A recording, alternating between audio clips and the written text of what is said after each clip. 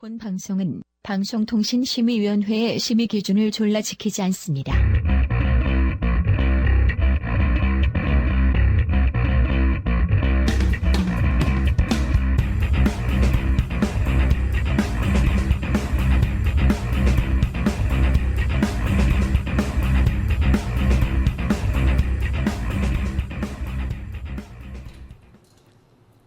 예, 안녕하십니까.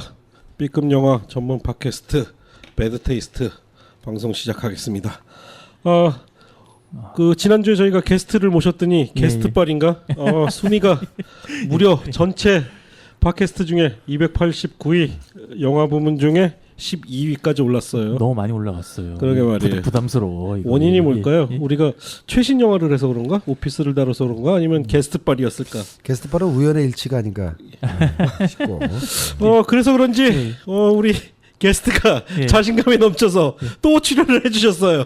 고정이죠 이 정도면은 사실은. 뭐 고정이라는 예. 제가 보장은 못 하겠는데 얼떨결에 게스트가 한 번 됐고 또 2회 연속 출연하게 됐는데 예.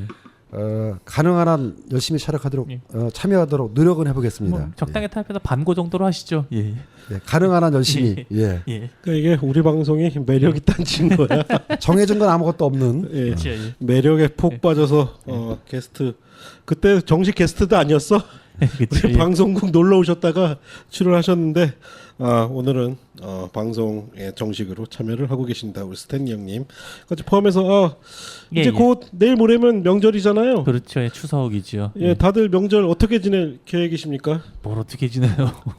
저는 집도 저희 집이 큰 집이고 시골 내려갈 데도 없고 그냥 전 집에 푹 틀어박혀 가지고 조용히 잠만 잘 겁니다. 예. 우리 닥터님은 저는 십몇 년 동안 명절에 쉬어본 적이 없습니다. 또 여전히 출근해서 열심히 일을 해야 합니다. 스탠리 형님은 저는 이제 제가 사는 집에서 어머니 계신 집까지 40분, 예. 처가집까지도 한 40분 이런 행복한 복받은 환경에서 살고 있어가지고 예. 귀향하는 분들에 비하면은 사흘 연휴 중에서 하루에는 특별하게 할 일이 없어서 연휴가 심심한. 그러나 이거는 이런 말하면 또 당신은 남자니까 할 일 없다고 하는 얘기를 좀 욕을 먹겠죠. 그렇겠죠. 예. 현실이 그렇습니다. 어쨌든. 예. 우리 방송엔 너무 부르주아야 스탠리 형은. 그리고 우리 평균 학력도 이 형님이 확 높였어. 그렇죠. 예. 예. 학력은 근데 의미가 없죠. 좀 지나보면 아시겠지만. 예. 오늘 저희가 특집 방송 준비했죠. 예, 그렇죠. 예. 예, 이 사실 추석 연휴를 맞아가지고 이런 계획은 좀 안 했으면 좋겠어. 나는 이게 부담스러워서 죽을 뻔했어요. 이제 이 기회에. 아니야. 예. 우리 순위를 올리기 위한 특집 방송 아이템. 명절 뭐 긴 시간 보통 지루하시잖아요. 뭐 하루 이틀은 그렇죠. 예. 뭐 그냥 보내는데 명절 다음 날부터 또 이틀을 쉬는데 그때 보면 게시판들 보면 무슨 영화를 봐야 될까 추천해 달라는 글들이 많아요. 그렇죠. 예. 그래서 우리가 나흘이나 되는 명절 기간 동안 보시면 좋을 추천 B급 영화들을 각자 10편씩 예. 총 40편의 영화를 오늘 소개를 하죠. 야, 이게 무슨 40편이 지금 이게. 아니, 이 40편 중에 한 5편만 건져도 저는 훌륭하다고 생각합니다. 혹시 40편을 예. 보시고 나서 예, 당신들이 추천한 영화 보고 시간만 낭비했다고 욕하는 분도 꽤 많이 나오지 않을까 싶은데. 저도 사실은 그게 걱정이고 제가 지금 사실 무료하는 거는 아까 말했던 6편 건지면 성공이 맞아요. 근데 그 6편을 건지기 위해서 40편을 보라는 얘기를 하는 게 얼마나 아니, 폭력적인 얘기인데. 40편을 보라는 얘기가 아니라 예. 그 중에서 한 6편 정도만 고를 수 있어도 좋지 않겠냐. 그러니까 영화 소개를 오늘 잘해야 돼. 그래야 근데 이 영화 매력적이구나 보는데 그렇게 해서 한 편 봤다가 영화가 후지면 이 새끼 리스트는 다 제외. 사기꾼들. 다 제외하는 거니까. 그러면 이 초반에 떡밥을 던져놓고 뒤로 가면서 이제 그렇지. 처음에만 좋은 영화 딱 해놓고 뒤로 갈수록 이제 후져지는 거지. 그러니까 선정 기준 자체가 상당히 개인적이고 사적인 취향이 작용했다는 부분은 좀 양해 말씀 드리고 시작해야 될 것 같아요. 예, 물론. 그리고 또 한 가지 우리가 B급 영화가 너무 많다 보니까 전체 B급 영화로 한정하면 너무 많아서 우리가 일단은 또 그리고 그 아이템은 좀 아껴놓자 해서 우리가 21세기에 나온 그쵸, B급 영화들로 한정을 했습니다. 사실 여기서 제가 많이 제일 걸린 게 제가 사실 21세기 들어와서 영화를 많이 못 봤거든요. 정말로 제대로 본 게 제대로 본 것도 없는데 거기서 10편의 리스트를 뽑아라는 게 섭외 들어왔을 때 가장 저도 마음에 안 들었던 게 왜 꼭 21세기여야 되냐, 2000년 이후여야 되느냐. 2000년 이후에는 나를 감동시키거나 나를 놀래킨 영화가 별로 없었는데 옛날 영화 좋은 거 많지 않느냐고 은근히 어필했는데 이 무한 권력을 가지신 사회자 진행자께서 그쵸, 거의 독단적으로 밀어붙여서 파쇼의 추억을 또 다시 그리워하면서 20세기를 살아가는 추억하는 사람들이 진행하는 21세기 팟캐스트 우리 배드 테이스트. 그리고 방송으로 듣기 힘들다 그러신 분들은 저희가 또 저희 방송 관련해서 블로그를 만들었습니다. 블로그에 이렇게 깨알 홍보를 또 해주시는군요. 리스트를 올릴 예정이고 일단 제가 작성한 리스트는 지금 올려놨습니다. 저희가 그 팟빵 페이지에 이제 블로그 주소도 이제 올려놓고 거기에 이제 글이나 저희가 앞으로 그렇게 하려고 그러죠. 관련 소개한 영화들은 관련 동영상도 좀 올리고 관련 문헌도 방송 내용도 좀 정리해서 올리고 그렇게 해서 가능하다면 블로그와 우리 팟캐스트 결합을 한번 시도해보는. 그리고 블로그 제목을 주소를 제가 정했는데 나름 의미가 있다고 생각해서 정했습니다. 그 블로그 이름이 미 리트로바이. 단테 신곡 첫 곡 이행에 나오는 문장입니다.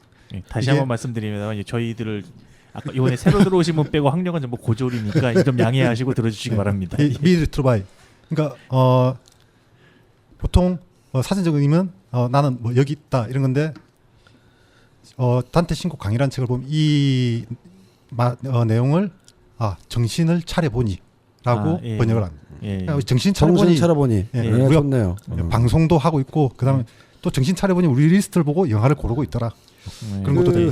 제가 뭐 병자님 말씀을 조금 보태자면은 학력을 얘기하는 거 의미가 없다는 생각이 드는 게 학력과 그 사람이 갖고 있는 지성, 지적 능력은 전혀 상관관계 없다라는 것이 이미 이 사를 통해서 여실히 증명되고 있지 않습니까? 명문대학을 나오신 분께서 말을 하는데 도대체 그게 무슨 말인지 알아들을 수가 없다라는 현상을 우리가 이렇게 경험하고 있기 때문에 학력은 별로 상관이 없고 그냥 농담처럼 지나가는 말을 알았겠습니다.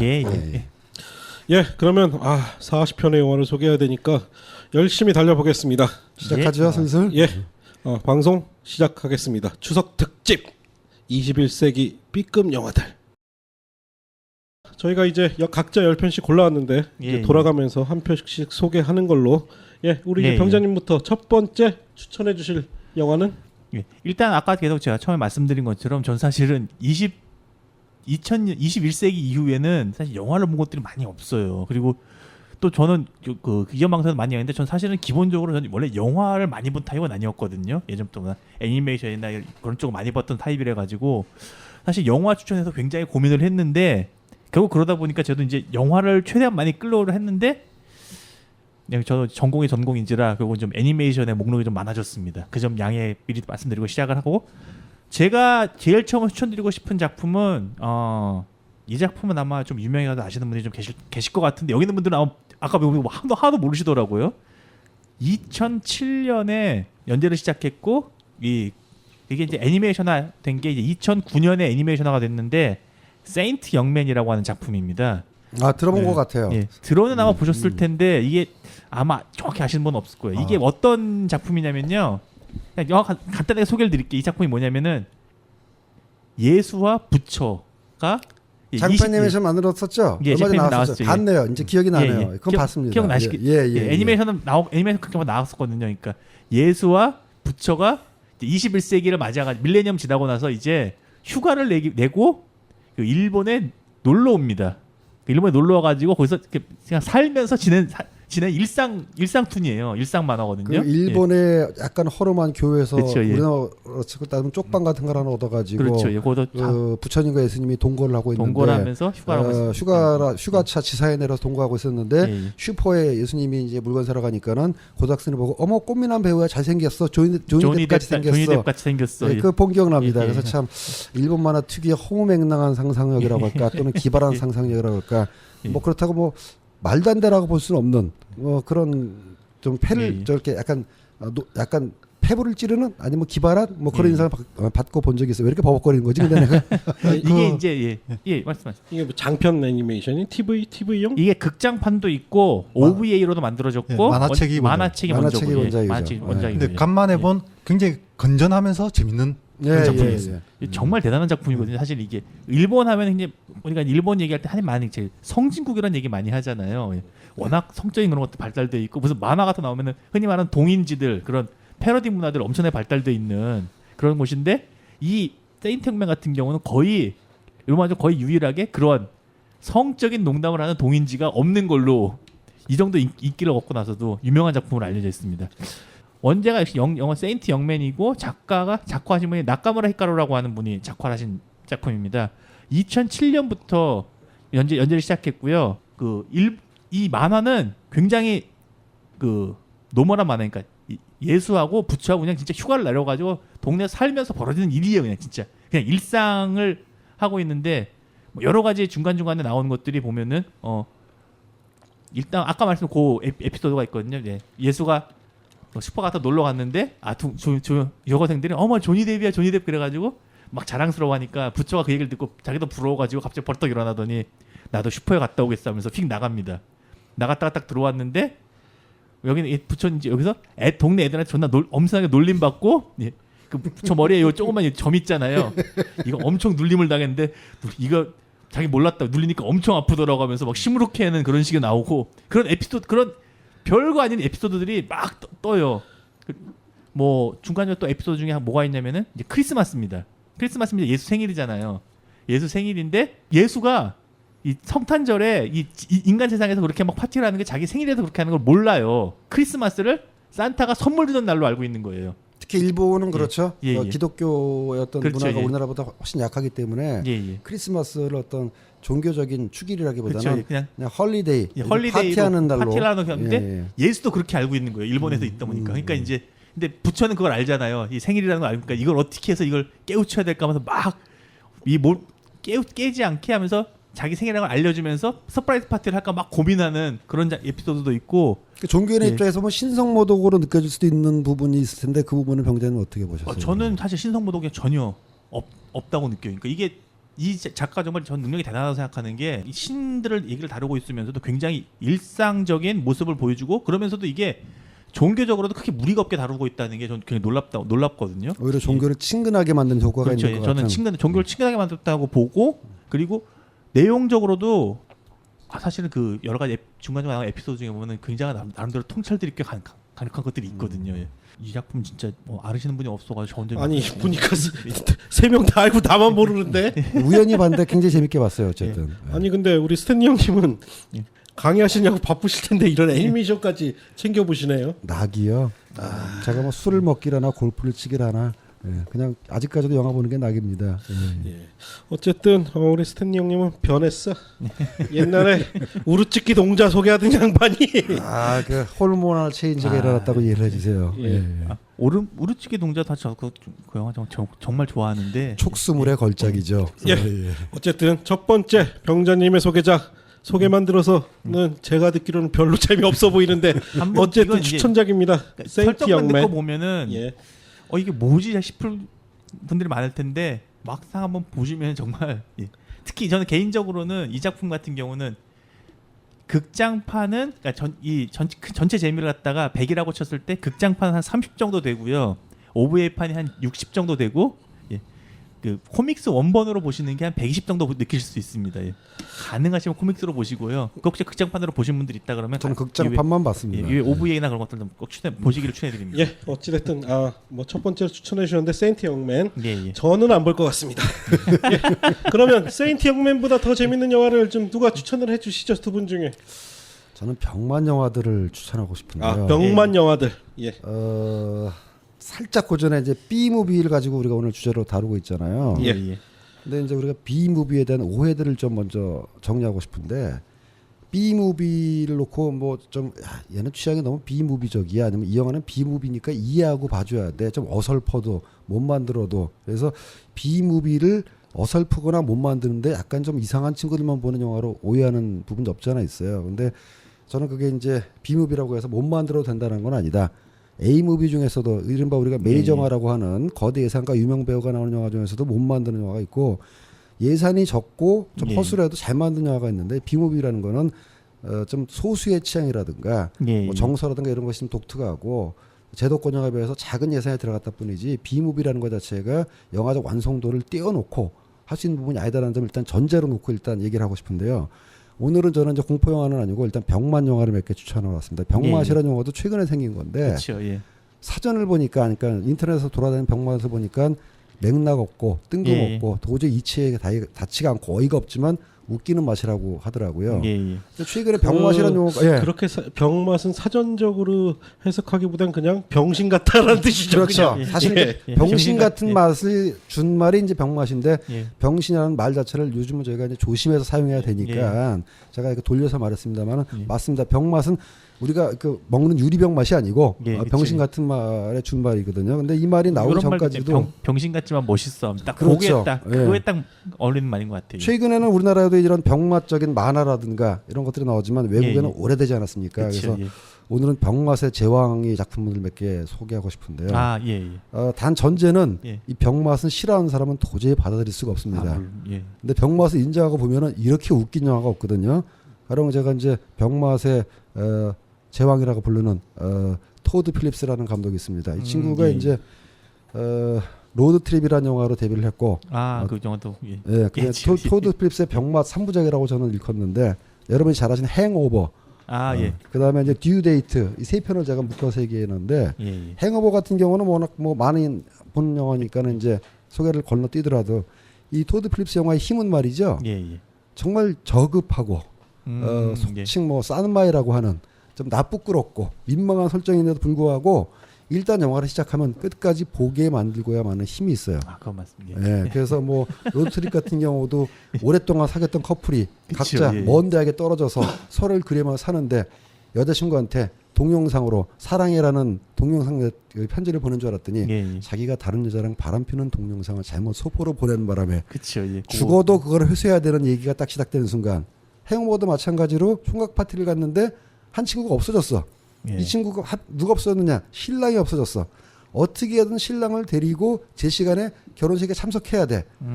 듀데이트 같은 경우는 한 사업가가 비행기를 타는데 옆자리에 이상한 놈이 앉았어. 전혀 모르는 사이야.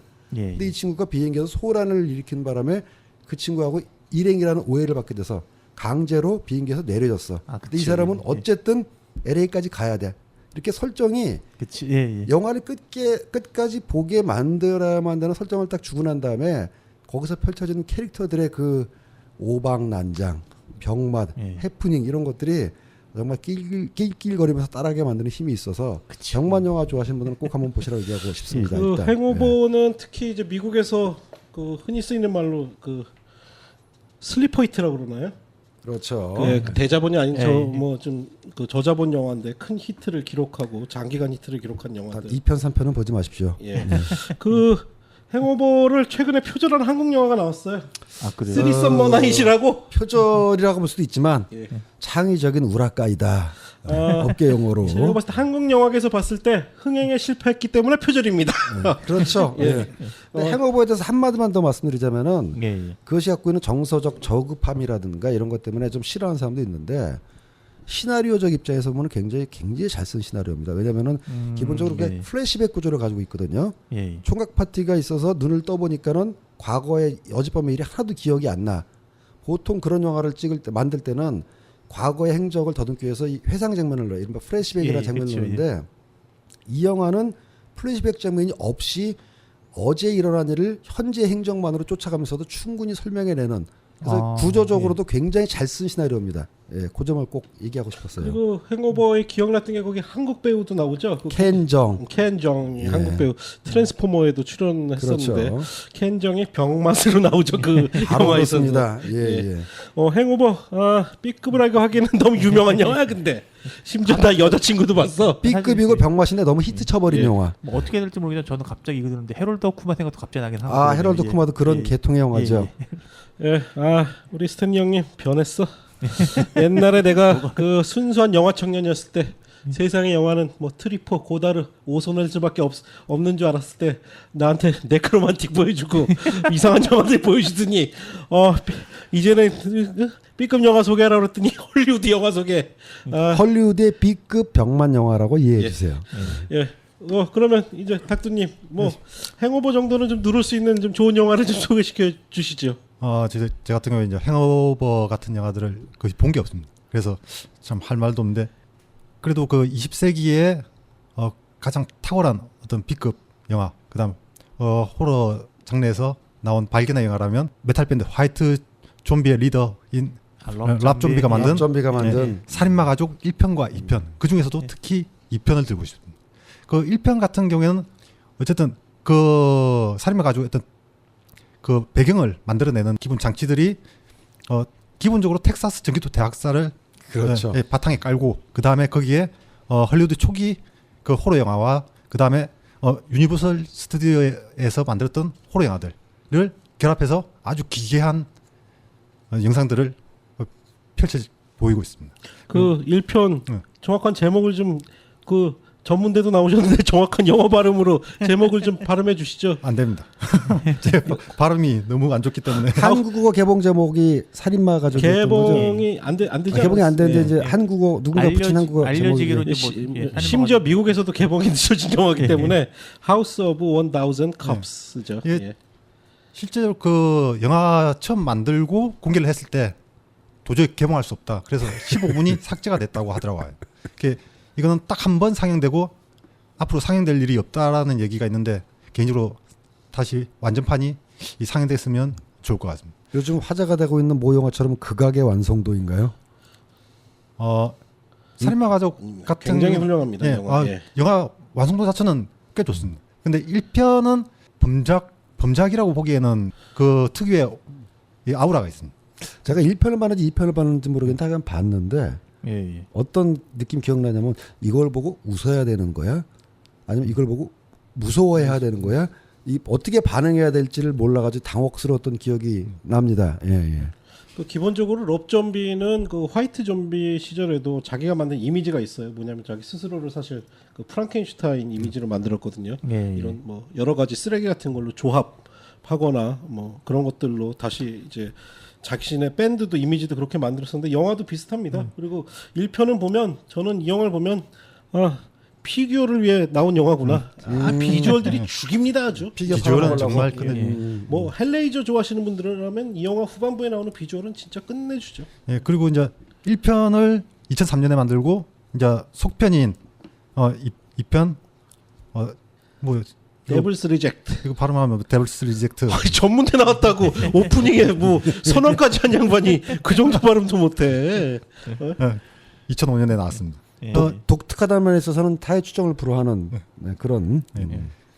이 영화는 이제 기본 1편에 깔아놓은 바탕을 딱 딛고, 그러니까 일단 설명이 다 됐으니까 이 살인마 가족들이 열심히 살인을 저지르는데 정말 끔찍합니다.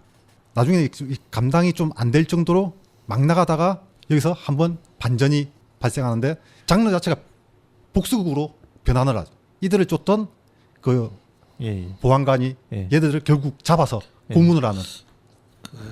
참 설명 그렇게 못하시네 진짜. 그러니까 슬래셔, 스프레터 모든 걸 다 합쳐버린 캐릭터까지. 제가 소개를 드릴게요. 1편은 이 정말 텍사스 전기톱처럼 잔인한 가족이 나와요. 2편 설정은 뭐냐?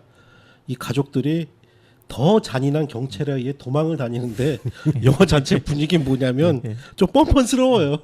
1편에 그렇게 잔인한 가족보다 더 잔인한 경찰하고 그냥 대결이에요. 그러면서 과연 누가 더 잔인한가를 뭐 표방하는데 그래도 영화는 재밌죠. 그러다가 결국 그 보안관은 당하죠. 당하고 난 이후에 이 사람들이 고속도로를 질주하면서 펼치는 장면. 그러니까 이게 우리에게 내일은 없다와 내일을 향해 쏴라. 두 개를 결합해서 아주 아름다운 영상을 보여줍니다. 그 장면 정말 끝내줍니다. 더군다나 음악은 프리버드가 흘러나옵니다. 레너드 스키너드의. 개인적으로는 요 버전과 함께 와일드번치 버전도 한 만들어줬으면 좋지 않았을까. 좀 뻔뻔스러워요 영화. 근데 롭 좀비는 저도 굉장히 좋아하는 감독이고 헬로윈 같은 경우도 싫어하시는 분들 많은데 롭 좀비 매력에 빠지면 못 빠져나옵니다. 롭 좀비 감독이라 인정할 수 있나요? 감독도 하긴 하지만 저는 훌륭한 저도 뭐 밴드 시절도 좋아했는데 저는 뭐 감독으로서도 훌륭하다고 생각을 합니다. 그리고 국내에서 아직도 많이 공개가 안 되고 있는 그 최신작이 있어요. 로드 오브 살렘. 그 영화 죽입니다. 굉장히 지루한데 분위기는 끝내줍니다. 아주. 정말 해괴한 영화를 찾아내는 버릇은 10년 전이나 지금이나 변하지 않고 있군요. 지루한데 끝내준다고요. 21세기에 뭐라고 해석하라고? 21세기에 이렇게 노골적으로 사탄을 추종하는 영화를 만들 수 있는 감독이 별로 없는데 그 중에 한 명, 롭 좀비 감독. 어디 소개 다 되셨나요? 네. 예. 이제 제가 소개할 마지막 영화 저는 마지막이에요 벌써? 첫 번째 영화 알렉스 델라 이글레시아의 광대를 위한 슬픈 발라드 2010년도 작품입니다. 알렉스 델라 이글레시아 하면은 국내에서는 야생날로 유명하죠. 네, 그렇죠. 그리고 영화 매니아들한테는 컬트 영화 액션 무탕트로 유명합니다. 알렉스 델라 이글레시아는 주로 뭐 기에르모 델 토로와 많이 비교가 되고 둘이 작품도 같이 뭐 많이 협업을 한 것도 알고 있고 이 감독 굉장히 장르 영화 많이 만들고 뭐 이미지 과잉 혹은 광기 뭐 이런 것도 뭐 기괴하고 이런 것들로 뭐 항상 표현이 되는 감독이에요. 근데 이 광대를 위한 슬픈 발라드는 전체적으로 B급 분위기지만 B급도 아닌 게 스페인의 오스카라 불리는 고야 영화제를 휩쓸기도 했고 심지어 베니스 영화제에서 세계 부문을 수상하기도 했습니다. 내용 굉장히 노골적입니다. 영화가 시작되면 주인공 소년이 나와요. 아버지는 광대입니다. 서커스를 벌이고 있는데 한 부대가 와서 프랑코 부대와 우리 맞서 싸우자 광대들이여 무기를 들어라 이러고 광대들에게 무기를 안겨줍니다. 당연히 이 전쟁은 스페인 내전이죠. 여러분 상상해 보십시오. 광대 분장을 한 이 광대가 무기를 들고 칼을 들고 군부대를 난자하는 장면. 광대 분장을 한 광대는 뭐예요? 네, 죄송합니다. 말이 안 나왔습니다. 한번 상상해 보세요. 굉장히 시작부터 아주 압도적입니다. 그러고 나서 아버지가 결국은 프랑코 부대에 의해서 뭐 이제 포로가 되죠. 그리고 아들에게 유언을 남깁니다. 아들아, 광대가 되거라. 너는 슬픈 광대가 되거라. 라고 유언을 남깁니다. 그리고 아들은 그리고 아버지가 죽자 아들은 그 아버지를 죽인 군부대 장교의 한쪽 눈을 멀게 만드는 복수를 하죠. 그리고 세월을 흘러 프랑코가 이제 뭐 스페인을 먹었어요. 그래서 한 20년 정도 흘렀고 아들은 커서 광대가 됐습니다. 실제로 슬픈 광대, 슬픈 표정을 짓는 광대의 역할을 하는데 이 서커스단에 독재자가 한 명 있어요. 웃는 광대. 그런데 이 슬픈 광대는 이 웃는 광대의 사랑스러운 여자친구와 사랑에 빠집니다. 그리고 삼각관계가 시작되는데 웃는 광대는 이제 프랑코를 직접적으로 묘사를 합니다. 그리고 슬픈 광대는 거기에 맞서 싸웠던 공산당을 뭐 묘사를 하죠. 그리고 그 중간에 이 둘 사이를 왔다 갔다 하는 여자 주인공 나탈리아는 바로 스페인 국민을 뜻합니다. 영화는 이 뭐 셋의 삼각관계를 뭐 가감 없이 그대로 묘사를 해요. 아직 초반인데 말이죠. 문득 이런 생각이 드네요. 온 가족이 모이는 민속 명절에 시간이 남는다고 해서 영화를 봤을 때 이런 그 가족이 모이는 명절에 찾아보라고 영화를 추천하는 영화들이 세인트형맨은 정말 멋진 영화입니다. 물론입니다. 주로 이제 뭐 난자에서 죽이거나 입을 찢거나 뭐 이런 영화를 추천하는 사람들은 누구이며 그런 영화를 또 찾아서 보겠다고 하는 사람들이 과연 있을까? 그런 생각이 문득 드네요. 이 가족 명절에 뭐 가족 우리 방송 그런 방송이지 뭐 가족끼리 보려면 다른 영화 방송 들으세요. 극장에 가서 사도를 보거나 뭐 권상우가 나온 탐정을 보거나 이런 영화를 거부하시는 분들이 듣는 방송이구만요 이게. 뭐 어쨌든 뭐 이 여주인공 나탈리아를 듣고 슬픈 광대, 웃는 광대가 치열하게 경쟁을 한다는 이야기인데 마지막에 영화의 배경이 되는 데가 유명한 곳이 있습니다. 그 죽은 이들의 무덤이라는 장소인데 여기에 바로 스페인 내전에서 죽은 사람들이 묻혀 있고 아이러니하게도 프랑코도 결국은 여기에 묻혀 죽었어요. 여기서 벌어지는 마지막 묻혀서 죽은 거예요? 죽어서 묻힌 거예요? 죽어서 묻혔습니다. 미안해. 큰 차이가 있네요. 묻혀서 굉장히 큰 차이가 있죠. 묻혀서 죽으면 호러고 죽어서 묻히면 드라마네요. 이 영화 굉장히 광기 넘치는 영화고 말씀드린 대로 스페인 내전의 상언을 그대로 다루고 있습니다. 국내에서도 개봉을 했는데 흥행에 굉장히 실패를 했습니다. 이 영화 하지만 제가 생각했을 때는 이게 광대면 슬픈 발라드가 개봉을 했었나요 국내에서? 개봉을 했습니다. 전혀 몰랐네요. 놀라운 거는 스페인 내전이라면 그 나라 사람들은 아픈 역사, 우리로 따지면 한국 전쟁이라든가 그런 질곡 역사일 텐데 그렇게 정색하지 않고 장르 영화의 형식을 빌어서 다른 형태를 보여준다라는 게 한편 또 대단하기도 하네요. 그리고 이 영화는 정확하게 어느 편도 들지 않아요. 어느 편도 들지 않고 결국은 이제 우리가 흔히 얘기하는 나쁜 평화도 없고 좋은 전쟁도 없다. 이제 그런 내포를 하고 있는데 이제 그 중에 아주 의미심장한 장면이 그게 있어요. 그 웃는 광대 굉장히 이제 폭력을 좋아하거든요. 여자친구를 죽도록 패요. 예. 그래서 결국은 여기 슬픈 광대가 복수를 해줍니다. 그래서 싸우다가 또 뒤지게 맞아요. 뒤지게 맞아가지고 병원에 있다가 이 여자친구 찾아야 된다고 가요. 그때 이 여자친구가 자신한테 폭력을 행사했던 웃는 광대랑 섹스를 하고 있어요. 그걸 보고 굉장히 분노하는데 말도 안 돼. 아무리 얘기를 들을수록 도대체 말도 안 되는 것 같은데. 네, 말도 안 되는데 거기서 저는 딱 이런 장면이 느껴지더라고요. 우리가 파쇼 정권, 우리가 흔히 알고 있는 파쇼 정권 하지만 국민들의 다 승인해준 정권 아닙니까? 그렇죠. 예, 그렇게 오락가락했던 그런 국민들을 이 여자 주인공으로 묘사를 명확하게 하고 있습니다. 이 영화 정치적으로 굉장히 명확하고 지금 대한민국의 상황하고도 맞물려요. 보시면은 굉장히 좋은 영화 같습니다. B급 영화고 뭐 분위기도 굉장히 좋고 예.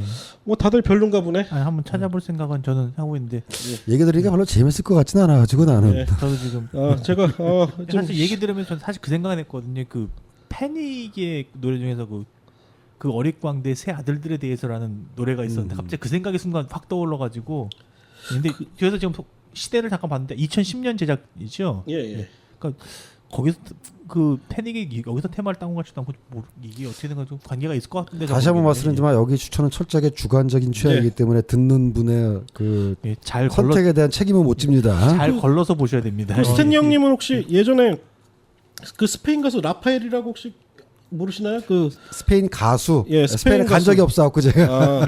국내에서는 뭐 올드팝으로 유명한 그 트럼펫을 위한 발라드라는 노래가 있는데 그 아주 유명해요. 그 라파엘 얼굴에 광대 분장을 하고 트럼펫 앞에서 노래를 불렀던 그 양반이 이 영화에서도 계속 줄곧 등장하는데 그래서 이 영화는 가족끼리 보셔도 절대 안 됩니다. 사실 가족끼리 보면 큰일 납니다. 큰 싸움이 나는. 예, 섹스신도 나오고 혼자 보시길 바랍니다. 예, 이제 두 번째 영화 아이고 병자 두 번째 영화도 다시 또, 나왔군요. 예.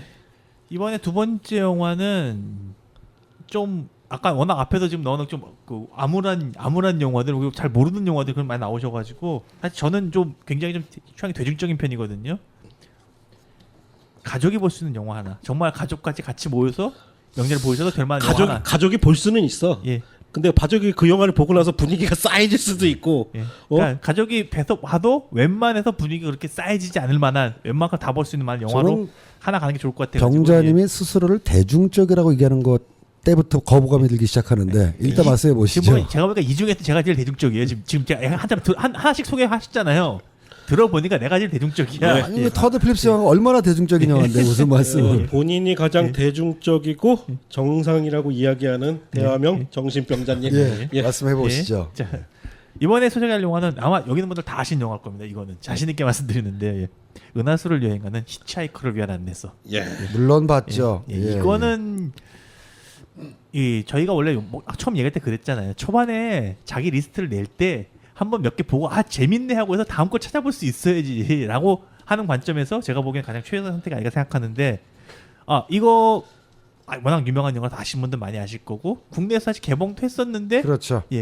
참 그때 그 당시 이게 좀 개봉 상태 좀 이상하긴 했는데 어디였죠? 메가박스에서 저는 본 기억이 나는데요. 예. 그 굉장히 개봉 전에 이제 여러 가지 평론가들이 호평도 했고 화제가 됐던 영화라서 뭐 아직 흥이 크게 되지는 않았지만 어느 정도 화제가 됐었는데 제 지인 중에 한 사람은 근데 그 화제의 호평을 보고 듣고 영화를 보러 갔다가 스크린을 찢어버리고 싶었다라는 얘기를 하는 사람이 있어서 국내에서는 사실 영화보다 책이 더 히트했어요. 책이 더 히트했죠. 책이 정말 히트했죠. 그 두꺼운 책이. 저는 그 책도 가지고 있습니다. 저는 영화를 보고 영화가 재밌어서 책을 산 경우입니다. 그러니까 이렇게 극단적으로 갈린다라는 거죠. 너무 재밌고 너무 훌륭하다고 얘기하는 사람도 있고 한편으로는 무슨 이런 말도 안 되는 엉터리 영화가 있냐 해서 스크린을 찢어버리고 싶었다라고 얘기하는 사람도 있었던. 그렇죠.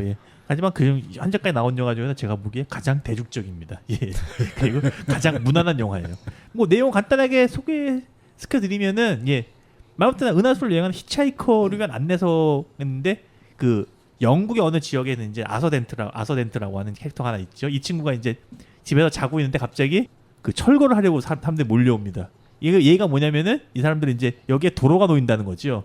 난 나한테 그런 얘기 한 적도 없지 막 항의를 했더니 거기서 그렇게 얘기를 하죠. 그 관청의 그 게시판에 1년 동안이나 게시되어 있었다. 왜 당신은 그걸 와서 보질 않았냐라면서 집을 밀어버리려고 합니다. 그래서 이제 그 앞에다 막 이제 집을 못 밀어버리게 앞에다 막 시위를 하고 있는데 갑자기 웬 어떤 그 친구가 와가지고 자기 끌고 가더니 지금 빨리 지구를 떠나야 된다고 얘기를 하지요. 그러면서 이 지구가 곧 이제 밀리고 여기 은하고속도로가 뚫린다 그런 얘기를 막 하면서 엉뚱한 소리 하더니 갑자기 엄지손가락 하나 띡 올리는 식으로 해가지고 어떤 우주선이 휙 타지요. 사실 그러면서 이 지금 요게 초반 설정인데 이것만 들어도 사실은 들으시는 분들은 이게 무슨 영화가 싶을 텐데 계속 영화는 이런 식으로 전개돼 나갑니다. 이러한 뭔가 이해할 수 없는 알 수 없는 얘기를 합리성과 개연성을 전혀 무시한 전개로 합리성과 개연성을 전혀 무시한 듯 하면서도 또 현실을 기묘하게 비틀고 있죠. 사실 한꺼풀 이렇게 뒤집어서 보면 그 안에 뭔가 계속해서 은유와 상징을 깔고 전달하는 굉장히 영화 작품에 더 이상 그렇게 해서 실제로 이제 은하수를 여행하고 하면서 히치하이킹을 하고 지구를 그런 밀려고 하는 그런 이제 그 공무원 일방 딱 공무원 같은 보건족들에게 잡혀가지고 고초를 당하기도 하고 그러다가 뭐 우주선 완전히 개망난이 운하 대통령이 우주선에 같이 타가지고 거기서 이상한 모험도 하게 되고 그러다가 다시 뭐 지구를 새로 만들어서 구하기도 하는데 뭐 그 와중에 뭐 우주를 구성하는 가장 근본적인 질문이었나요? 우주에서 가다가 근본적인 질문에 답이 무엇입니까? 뭐 그런 질문을 찾아 헤매기도 하고 마지막에 가면 또 이제 은하 최고의 뭐 궁극의 무기를 찾아 떠나기도 하는데 그 무기가 나중에 알고 봤더니 상당한 무기긴 하지요. 예. 여러 가지 굉장히 다양한 설정들과 은유가 포함되어 있는데 요거는 직접 보고 확인하시는 게 제일 좋을 것 같아요. 어디로 튈지 모르는 영화. 그렇죠. 그 당시에 아까 말씀드린 원작 소설도 굉장히 유행했고 영화를 보면 그 돌고래에 대해서 우리가 이제 다른 이미지를 가질 수 있는 영화. 그렇죠. 영화를 보시면은 그걸 알 수 있습니다. 은하계 이 지구에서 두 번째로 똑똑한 생물은 돌고래고요. 그렇죠. 첫 번째로 똑똑한 생물은 생쥐입니다. 인간은 사실 그 순위에 들지는 못합니다. 여러분 그걸 잘 생각하셔야 됩니다. 온 가족이 뭐 볼 수 있는 영화네요. 온 가족이 봐도 보고 나서 뻘쭘하지 않은 영화 있는 건 맞는 것 같습니다. 뻘쭘하진 않습니다. 그러면은 탁두님. 저도 온 가족이 봐도 뭐 뻘쭘할지 안 할지는 잘 모르겠지만 어쨌든 온 가족이 볼 수는 있는 영화입니다. 아까 사회자분께서 그 스페인 내전을 다뤘지만 저도 오늘 그 스페인 내전을 다룬 영화 특히 이 길레르모 델 토로는 유명한 영화 판의 미로로 또 스페인 영화를 다뤘었죠. 근데 판의 미로 이전에 이 악마의 등뼈라는 영화로 일단 먼저 스페인 내전을 한번 다룹니다. 맞습니다. 이 영화는 그러니까 스페인 내전의 시작 1936년이 그 시작점으로 제시가 됩니다. 이때 오프닝 장면이 굉장히 독특한데 하늘 나는 거대한 군용기가 거대한 폭탄을 떨어뜨립니다. 폭탄이 떨어지다가 딱 추락한 곳이 어느 고아원. 폭탄은 터지지 않습니다. 여기서 괴물과 같은 그 폭탄을 괴물이라고 놓고 보면 괴물과 같은 사건들이 펼쳐지죠. 그래서 저 같은 경우에 이 영화는 스페인 내전의 상처를 다룬 아주 뛰어난 걸작 빅토르 에리세가 만든 벌집의 정령의 그 또 다른 버전이 아닐까. 벌집의 정령 같은 경우에는 프랑코 생전에 만들어졌죠. 프랑코가 1975년인가 죽었을 건데 이 영화가 벌집의 정령은 72년, 73년인가 그럴 겁니다. 프랑코 생전에 빅토르 에리세가 아주 깊은 자의식으로 탐구한 이 괴물을 이 델토로 같은 경우는 시대 배경을 그러니까 벌집의 정령 같은 경우에는 스페인 내전이 끝난 직후인 1940년의 배경이고 악마의 등뼈는 처음 시작은 36년이지만 거기서 10년이 지나서 46년 그러니까 전체 스페인 내전 전체와 그 이후까지를 이제 돌아보는 그런 영화. 벌집의 정령은 그 스페인 내전을 다룬 모든 영화들의 모태 영화도 같은 작품이죠. 굉장한 걸작이죠. 그래서 결국 그 델토로가 그려낸 괴물 여기서 이 괴물은 결국 사람인 여기 이 고아원을 관리하는 관리자가 아주 악질이죠.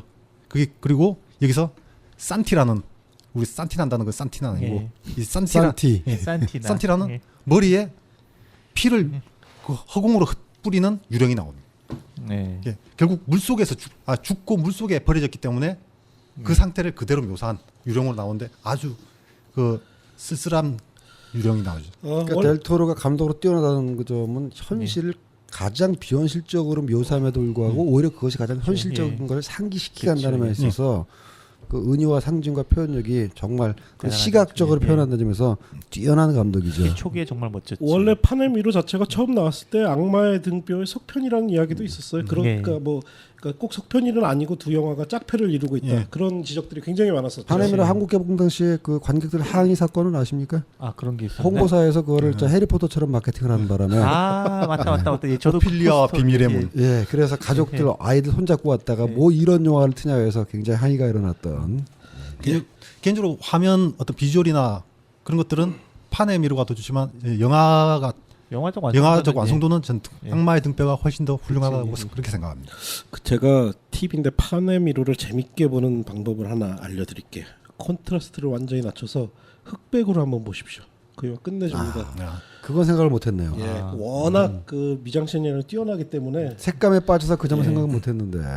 물론 그 원작 자체가 화려한 색감이 멋있기도 하지만 그 영화를 보면 아주 올드한 느낌도 나면서 그러고 보니 영화 미스트는 아예 DVD 흑백 버전이 예, 그렇죠. 근데 오늘 리스트 준비하신 분에서 혹시 분 중에 파네미로가 리스트에 있는 분이 계셨던가요? 제가 사실은 아까 하고 했었는데 이미 이거를 파네미로 이미 다뤄버렸네요. 그러면 예. 파네미로 정도는 이제 파네미로 정도는 너무 예. 메이저하죠. 예, 너무 메이저가지고, A급이라. 예. 예. 사실 제가 다룰까 말까 하다가 살짝 유보한 작품이긴 해요. 요건요. 예. 예, 그러면 또 이제 우리 스탠리 형님 두 번째 추천작. 아까 제가 사실 토드 필립스 영화를 세 편을 동시에 후루룩 얘기하면서 세 편이 지나갔고요. 예. 두 가지 카테고리를 사실 오늘 준비하고 왔는데 하나는 병맛이라는 주제고 예. 하나는 예산이 완성도를 좌우하는 것은 아니다라는 주제입니다. 즉 아까 얘기했듯이 B급 영화라는 것은 A급 영화에 비해서 예산이나 제작 여건이 여러 가지로 부족한데도 불구하고 상상력과 창의력으로 예산을 뛰어넘는 영화들이 많이 있단 말이죠. 그래서 두 번째 카테고리 첫 번째 영화로 루비 스팍스라는 영화를 소개하고 싶어요. 루비 스팍스. 예, 이게 이제 주인공의 영화 속의 여주인공 이름인데 연출도 괜찮습니다만은 저는 이 각본과 연기에 주목을 하고 싶은데 이 각본을 쓴 친구가 그 유명한 감독 엘리아 카잔의 손녀인 조 카잔이라는 그 배우이자 극작가고 그 학교도 제가 뭐 갑자기 지금 자료가 없어서 기억이 안 납니다만 좀 소위 말하는 명문대를 나온 명문대를 나와서 이렇게 잘 쓴다고 하는 것 자체가 사실은 웃기는 편견이긴 하지만 거꾸로 저는 작품이 좋았는데 이 친구의 그 필모를 IMDb에서 확인하고 나니까는 그래서 했나라는 생각이 들 정도로 그래서 그 각본이 게 혹시 좋아요. 지금 뉘앙스를 보니까 학력 얘기에다가 저희들을 보시고 아차 싶어서 지금 아니 그게 아니라 애드립으로 지금 학력 말을 좀 교묘하게 제가 초반에 보시는 얘기한 아닌가요? 거에 맥락을 알아드신 분이 아마 계실 텐데 지성과 학력은 전혀 상관이 없다라는 것은 제가 여러 번 강조하는 것이고 그렇게 좋은 대학을 나왔는데도 번역기가 없으면 못 알아듣는 사람도 있지 않습니까? 그러니까 지성과 학력은 전혀 상관이 없다라는 말씀을 다시 한번 드리고요.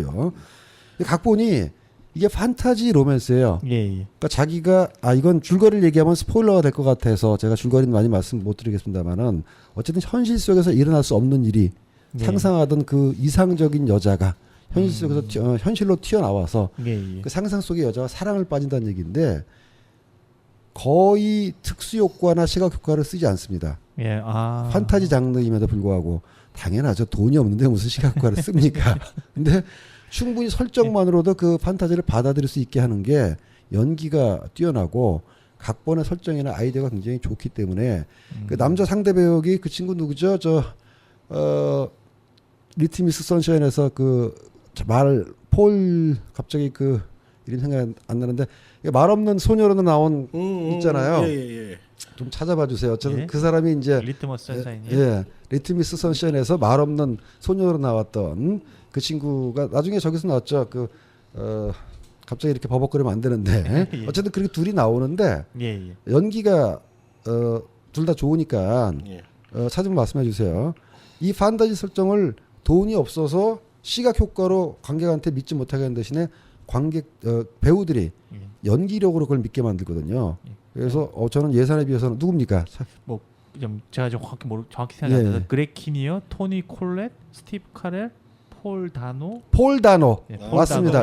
폴 다노가 이 루비 스팍스의 남자 주인공이고 실제로 이 영화를 찍는 동안에 조 카잔이랑 사귀었었다고 그러더라고요. 지금은 헤어진 모양인데 그래서 저는 어쨌든 이 적은 예산에도 불구하고 어떤 시각 효과 없이 이런 초현실적인 설정을 충분히 받아들이게 만든 각본과 연기의 힘에 높은 점수를 주고 싶습니다. 그 환상에서만 그리던 여자가 현실로 나온다는 거에서 혹시 스탠리 형님 개인적인 어떤 성적 욕구 불만을 이 영화로 해소하신 건 아닌가요? 여기서 이 작품에서 사실 성적인 함의는 거의 느껴지지 않고요.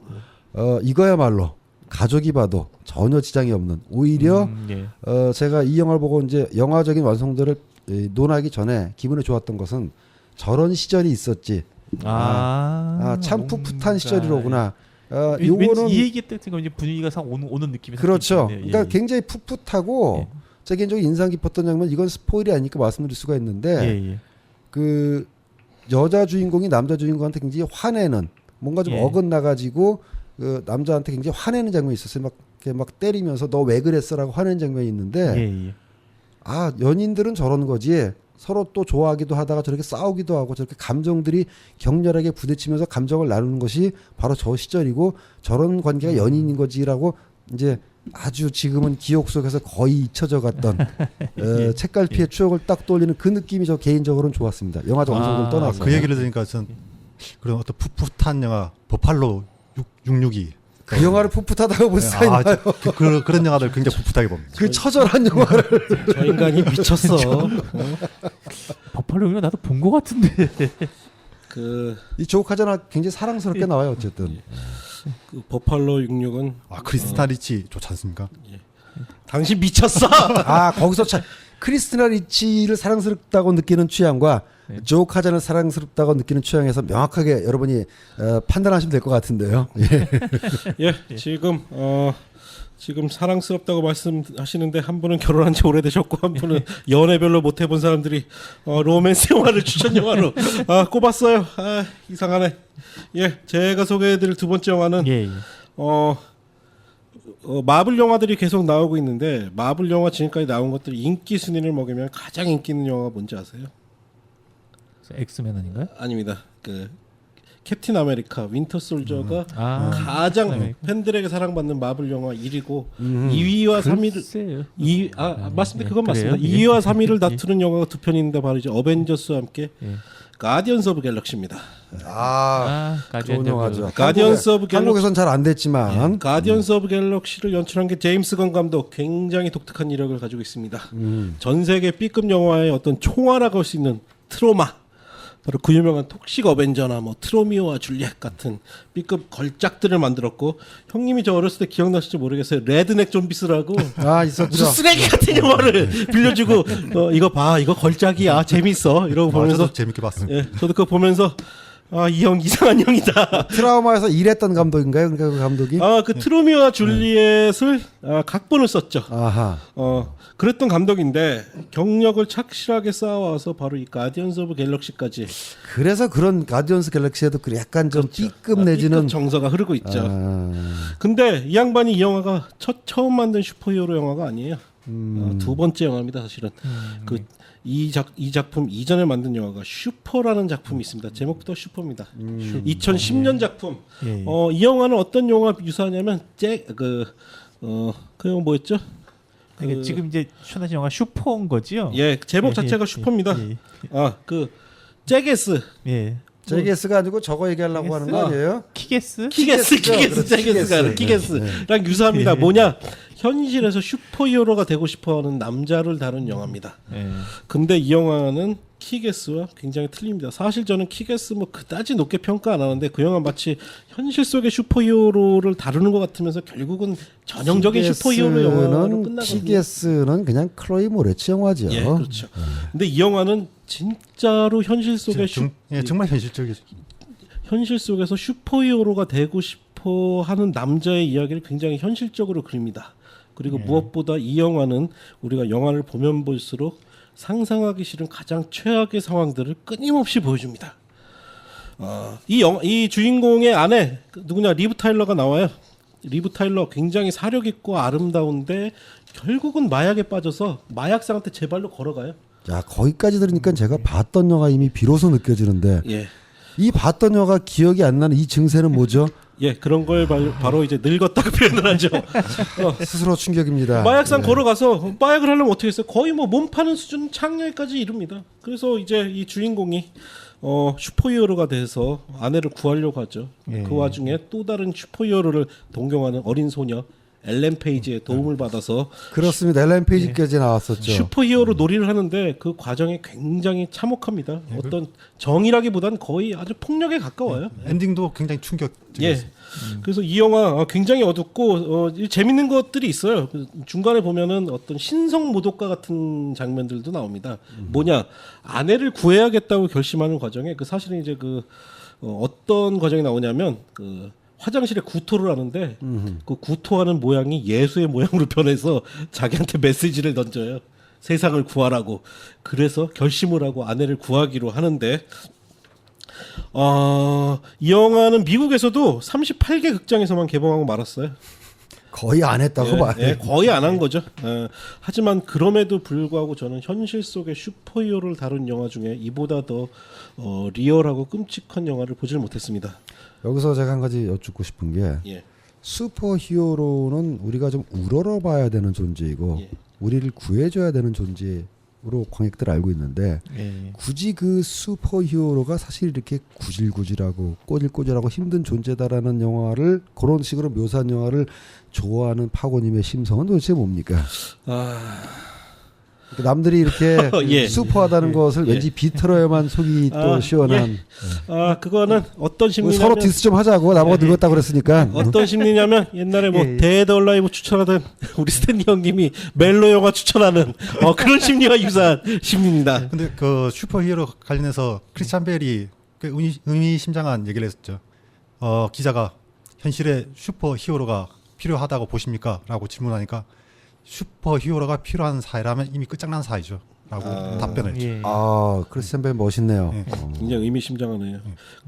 오늘 말씀드린 슈퍼 제목 자체부터 이렇게 나오는데 굉장히 급진적인 영화기도 합니다. 그리고 가장 끔찍한 영화고 아까 말씀드린 트로마의 수장 그 유명한 로이드 카우프만이 카메오 출연을 하기도 합니다. 한번 찾아보셨으면 좋겠고 이 영화 제 오늘 소개해드린 영화들 중에서도 필살의 영화 중에 한 편입니다. 10년 만에 듣는 이름이군요. 로이드 카프만. 예, 꼭 한번 보시길 바랍니다. 폭식 어벤져. 예, 맞습니다. 예.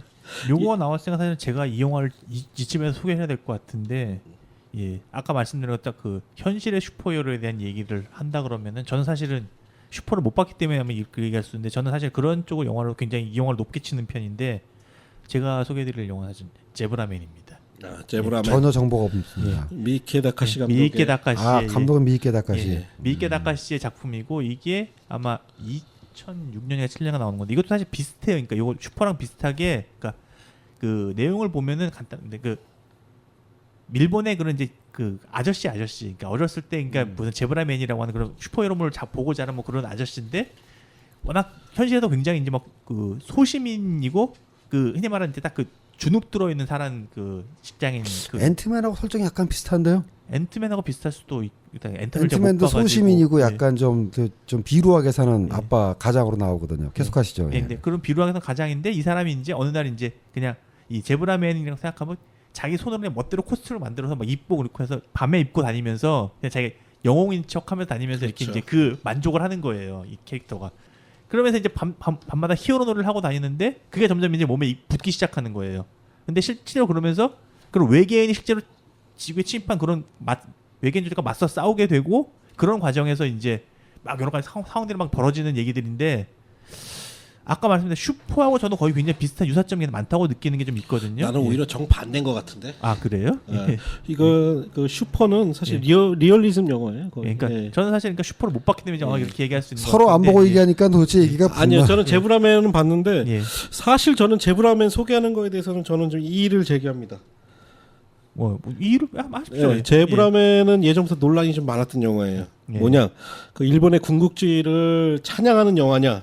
혹은 비아냥거리는 영화냐? 저는 전자에 가까워요 영화. 왜냐하면 그 마지막에 원폭을 형상화한 외계인이라던가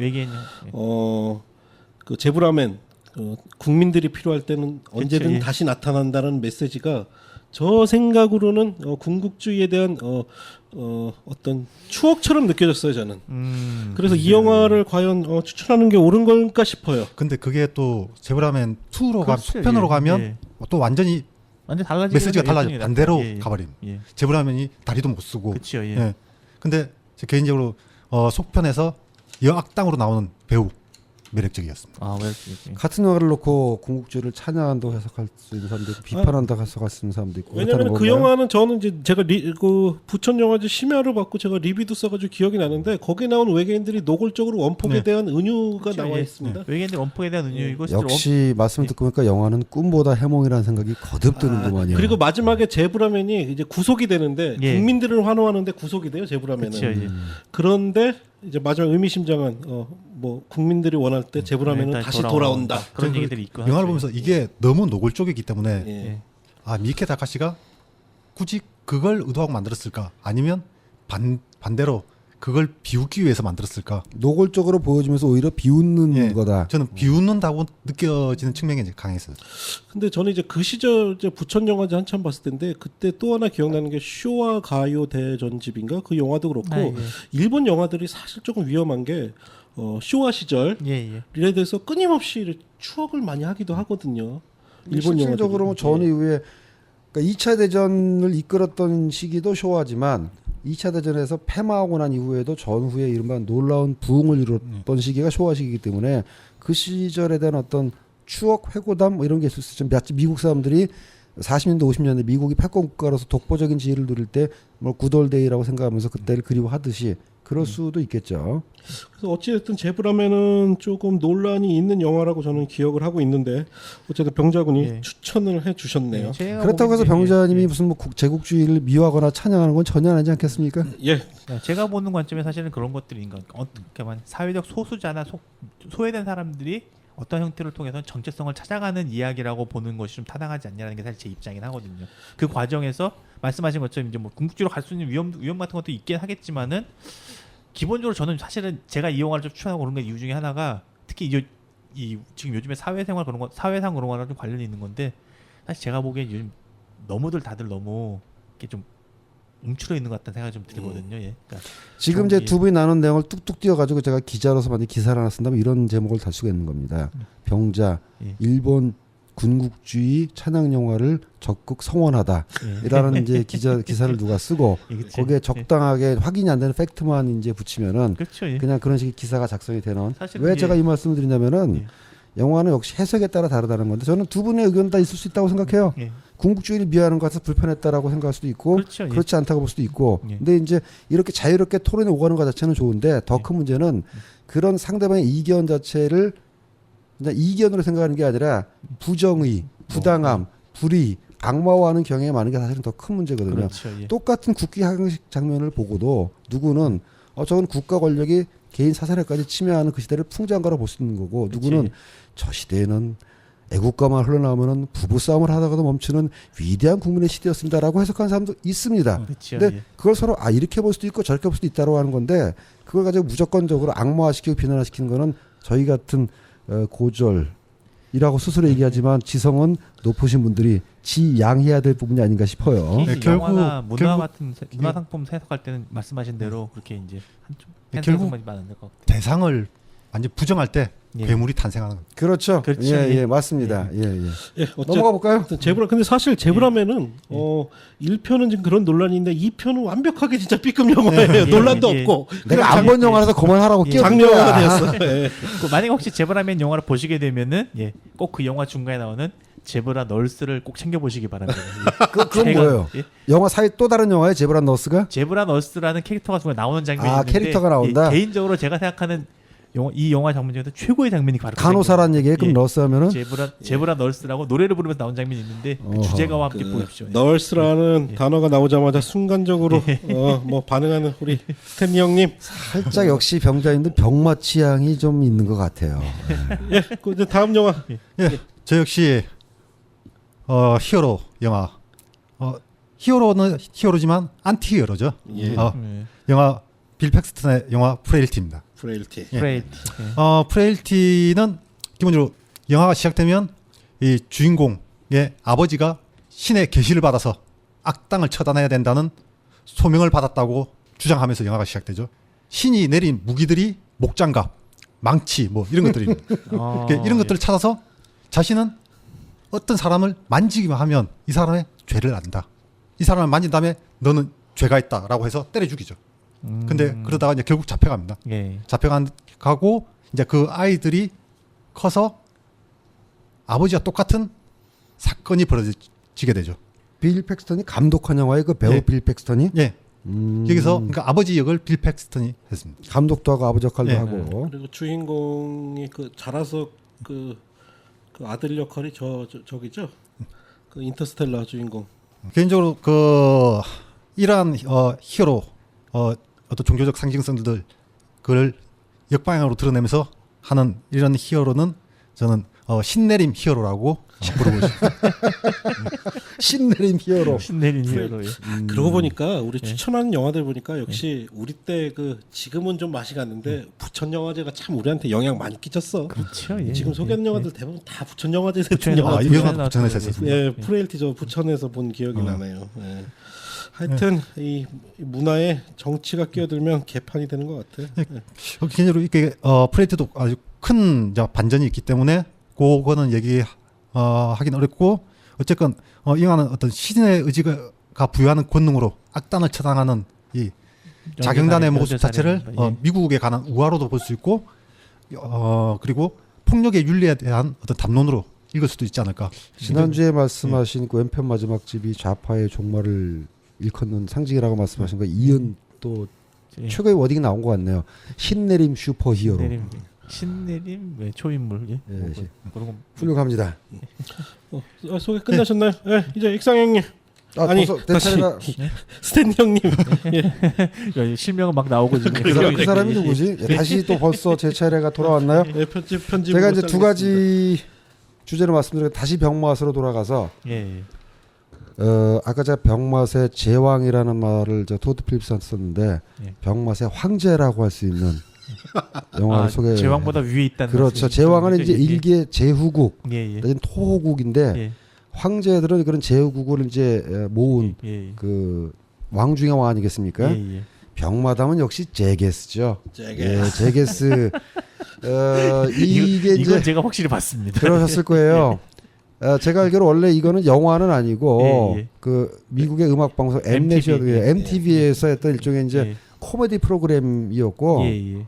기본 설정은 정말 멍청하고 예. 찌질하고 못난 캐릭터들이 상상도 할 수 없는 엉뚱한 일을 벌이면서 좌충우돌 하는 그렇죠. 그런 이제 예. 포복절동한 상황을 코미디로 하는 그런 컨셉이기 때문에 바로 그런 컨셉, 그 찌질한 캐릭터들이 뭔가 엉뚱한 일에 도전한다라는 그 컨셉 때문에 무한도전도 초기에는 이 제게스를 벤치마크 아닌가라는 얘기를 들었는데 저는 이제 영화로 굳이 얘기했으니까 영화가 또 여러 편이 나왔습니다. 제게스 더 무비, 뭐 그렇죠. 제게스 3D, 제게스 4 했는데 거듭 얘기한다면 이 제게스의 취향을 받아들일 수 없는 사람한테는 그냥 아예 처음부터 안 보는 게 낫습니다. 근데 그럴 수도 있지라고 보고 시작한다면은 이런 것처럼 병맛의 그 끝을 보여주는 영화가 없는데 저도 뭐 온갖 뭐 이 옆에 있는 그 파고님의 그 취향을 오염시켰던 원죄가 있는 사람으로서 웬만한 골때림, 웬만한 멍청함, 웬만한 이상함 가지고는 제가 무둔하는 꿈뻑하는 사람이 아닙니다만 저도 비위가 상할 정도로 이 캐릭터들이 어떤 일을 하냐면은 병신삽질 스턴트 무비죠. 그렇죠. 병신삽질 아주 뭐 심의를 무시한 용어를 구사한다면 그거의 전형인데 딱 이건 뭐 스포일러라기보다 이제 이 말을 듣고서도 영화를 보고 싶으시는 분은 보세요. 멍청이들이 담력 실험한다고 유리 상자, 플라스틱 투명 상자 안에다가 뱀을 한 마리 집어넣고 거기에 이제 바지를 내린 다음에 자기 꼬추에다 콘돔을 씌워가지고 거기에 이제 사람 얼굴로 이제 스마일 마크를 그리고 거기다 이제 유리 상자에 구멍을 뚫어서 자세히 꼬추를 집어넣고 뱀을 향해서 쉬 물어봐라. 그래서 저는 그러다 말겠지 했어요. 저러다 말겠지. 뱀이 다가오면 잽싸게 빼겠지 했는데 정말 물릴 때까지 그걸 놔두만요. 놔두고 물리고 나서 아이고 아파 죽겠다라는 걸 보고 정말 어이가 없었고 뭐 어떤 에피소드에서는 그거 제가 본 것 중에 기억나는 그거 있었죠. 그 콘돔에다가 장난감 자동차를 집어넣고는 그거를 그 뒤쪽 구멍으로 밀어가지고 에이 또라이 새끼들 이거 참 되겠어. 그리고 저 식사 중인 분이라면 정말 죄송합니다만 말에게 발정제를 먹여서 인위적으로 흥분시킨 다음에 말의 그 말의 특정한 특정한 부분에서 마사지를 통해 가지고 마사지를 통해서 거기서 나오는 것을 액체를 채취하죠. 액체를 채취해서 그것을 드링킹하는 거기서는 저는 거의 뭐 이것들이 정말 인간인가? 근데 그런 것까지 넘어서서 정말 인간이 이렇게까지 어이없는 짓을 할 수 있다라는 것까지 인정하게 되면 정말 어이가 없어서 웃기는 아까 얘기했던 병신스러운 맛의 정수를 보여주는 게 아닌가. 그 정도면 예전 핑크 플라밍고에서 개똥을 먹던 그쪽은 이제 컬트적이고 엽기적이고 뭔가 그래도 있어 보이는 충격이고요.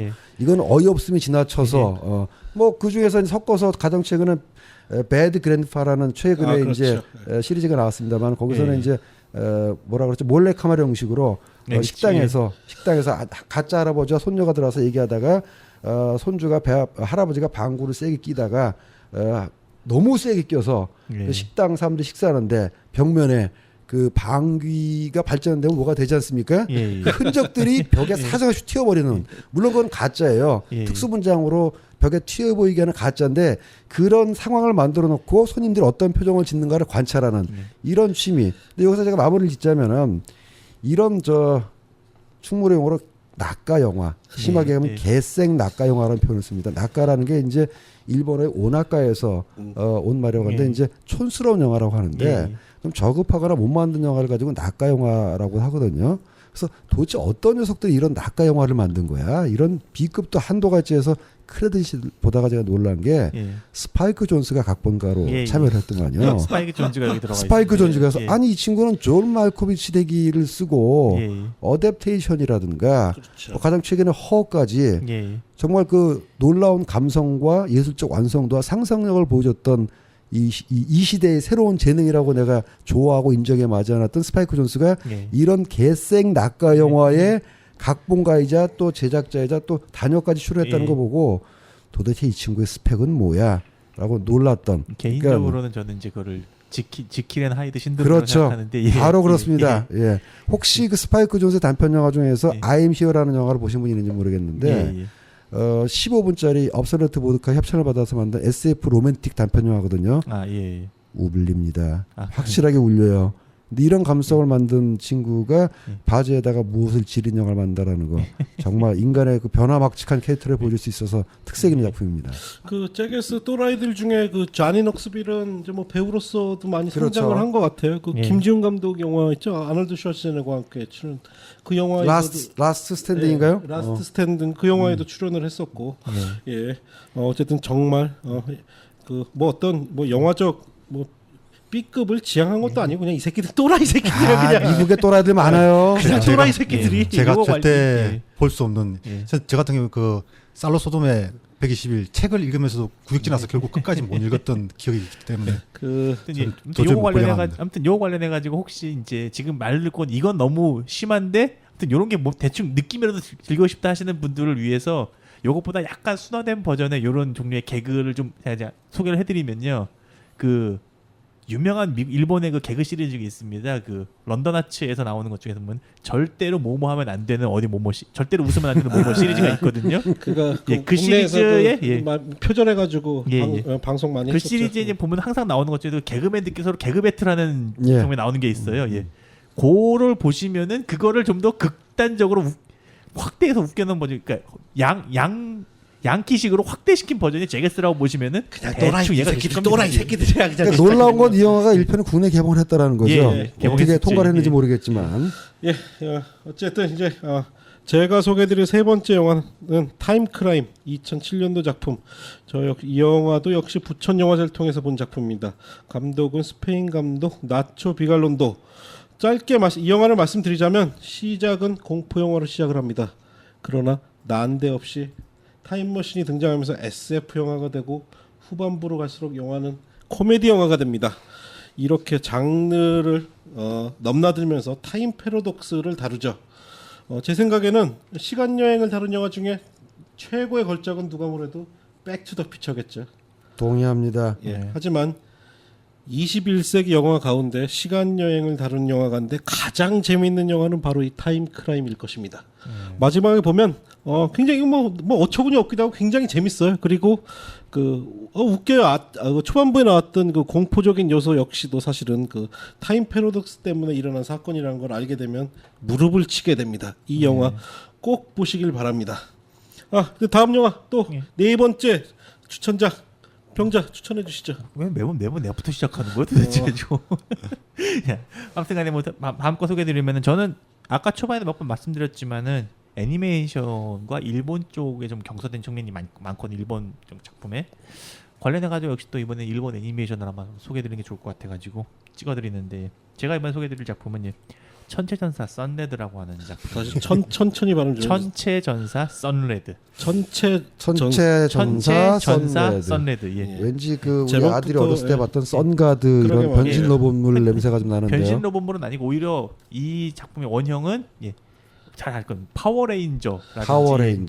전대물이에요? 전대물이 원형이에요. 그러니까 전대물에 보면 늘 보면 아시면 그 레드, 화이트, 블루 이렇게 항상 캐릭터들이 있잖아요. 그 중에 하나인 이제 그 레드 주연이 이제 그 썬레드인데 이 작품의 특징은 뭐냐면 일본 작품 중에서 이런 것들이 있어요. 그러니까 비일상의 일상화라는 장르를 가진 작품들이 있는데 뭐냐면은 굉장히 설정 자체가 굉장히 비일상적인 얘기인데 이게 일상 속에 그대로 묻어져 있는 얘기를 도저히 일어날 수 없는 일인데 일상 속에서 보여진다는 뜻인가요?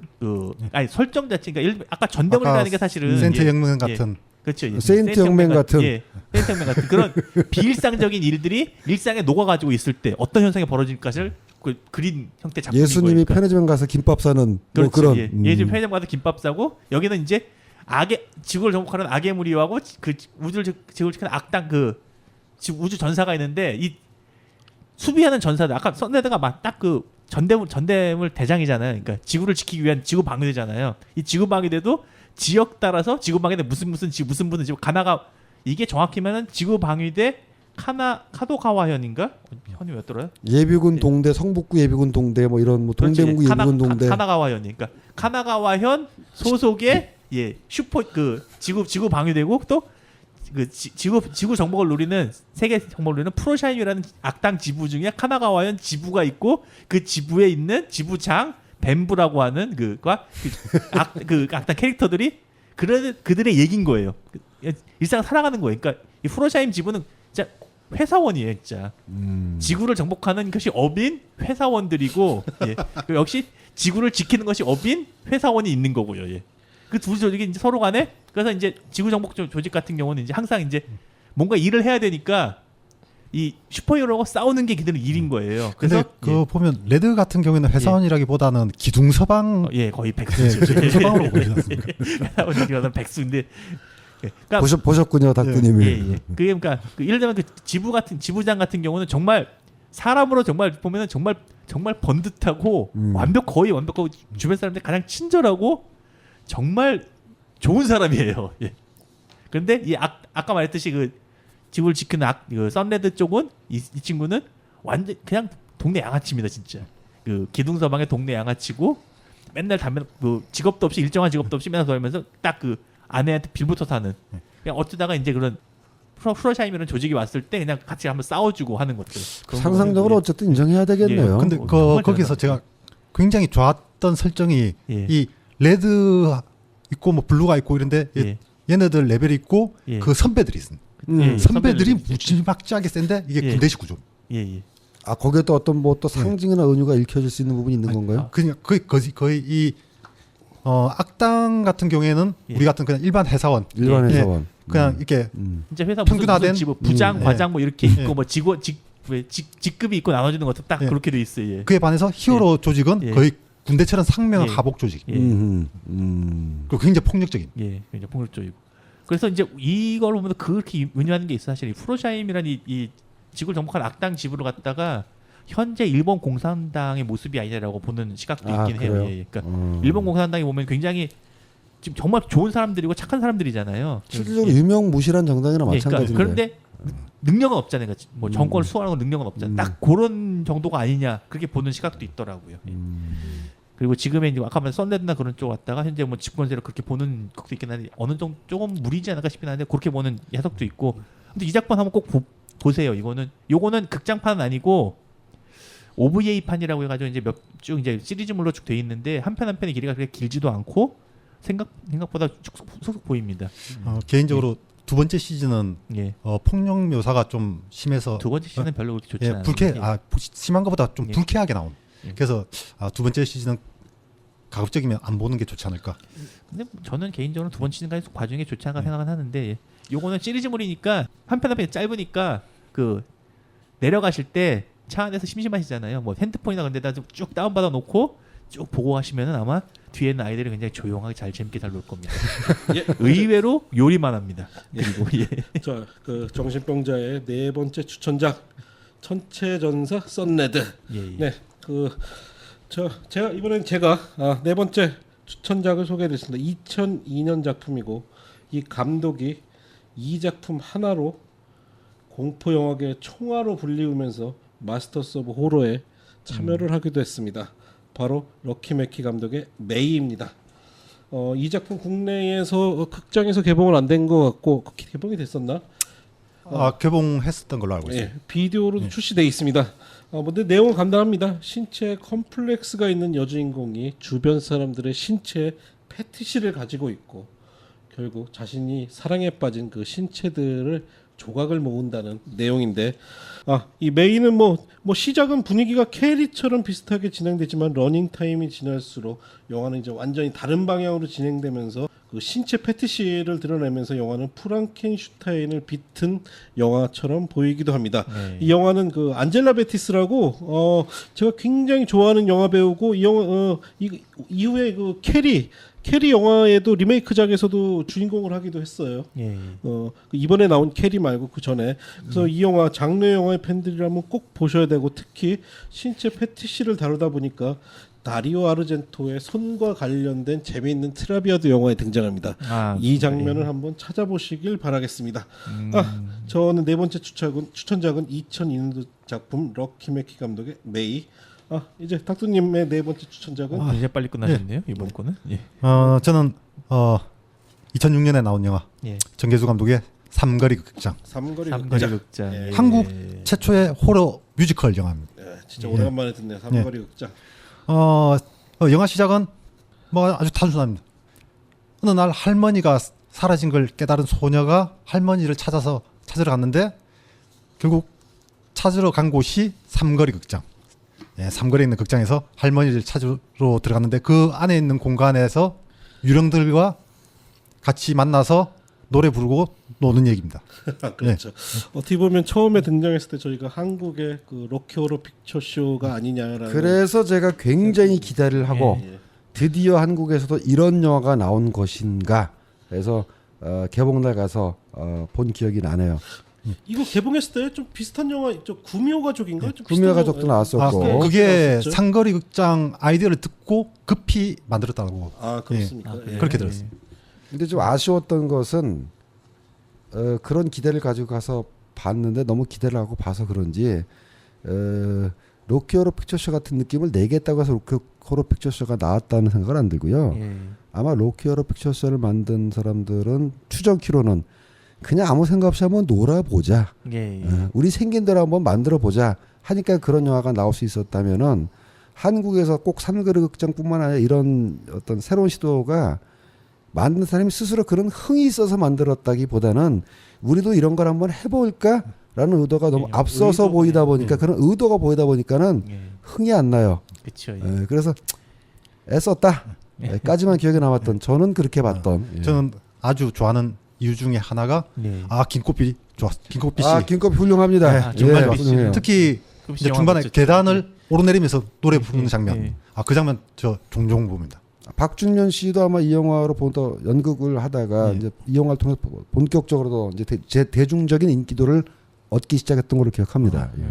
그리고 제 기억에 이게 어쩔 수 없이 로키 호러 피처 쇼랑 비교가 되는데 로키 호러 피처 쇼는 영화 이전에 그 로키 호러 쇼로 이미 스테이지 뮤지컬로 유명했던 작품이에요. 유명했던 작품이다 보니까 그게 이제 영화가 됐을 때 그런 그 영화에 대한 리액트가 이렇게 같이 즐기고 노래 부르고 뭐 이런 것들이 가능했던 것 같은데 삼거리 극장은 그 이전에 그런 것들이 없으니까 한때 그리고 로키 호러 픽처 쇼가 한국에서 이제 개봉했을 때 이제 있었던 물론 그 록히어로 쇼라는 형식으로 우리나라에서 네, 번안 록히어, 뮤지컬로 예. 공연한 적도 있고 예, 예.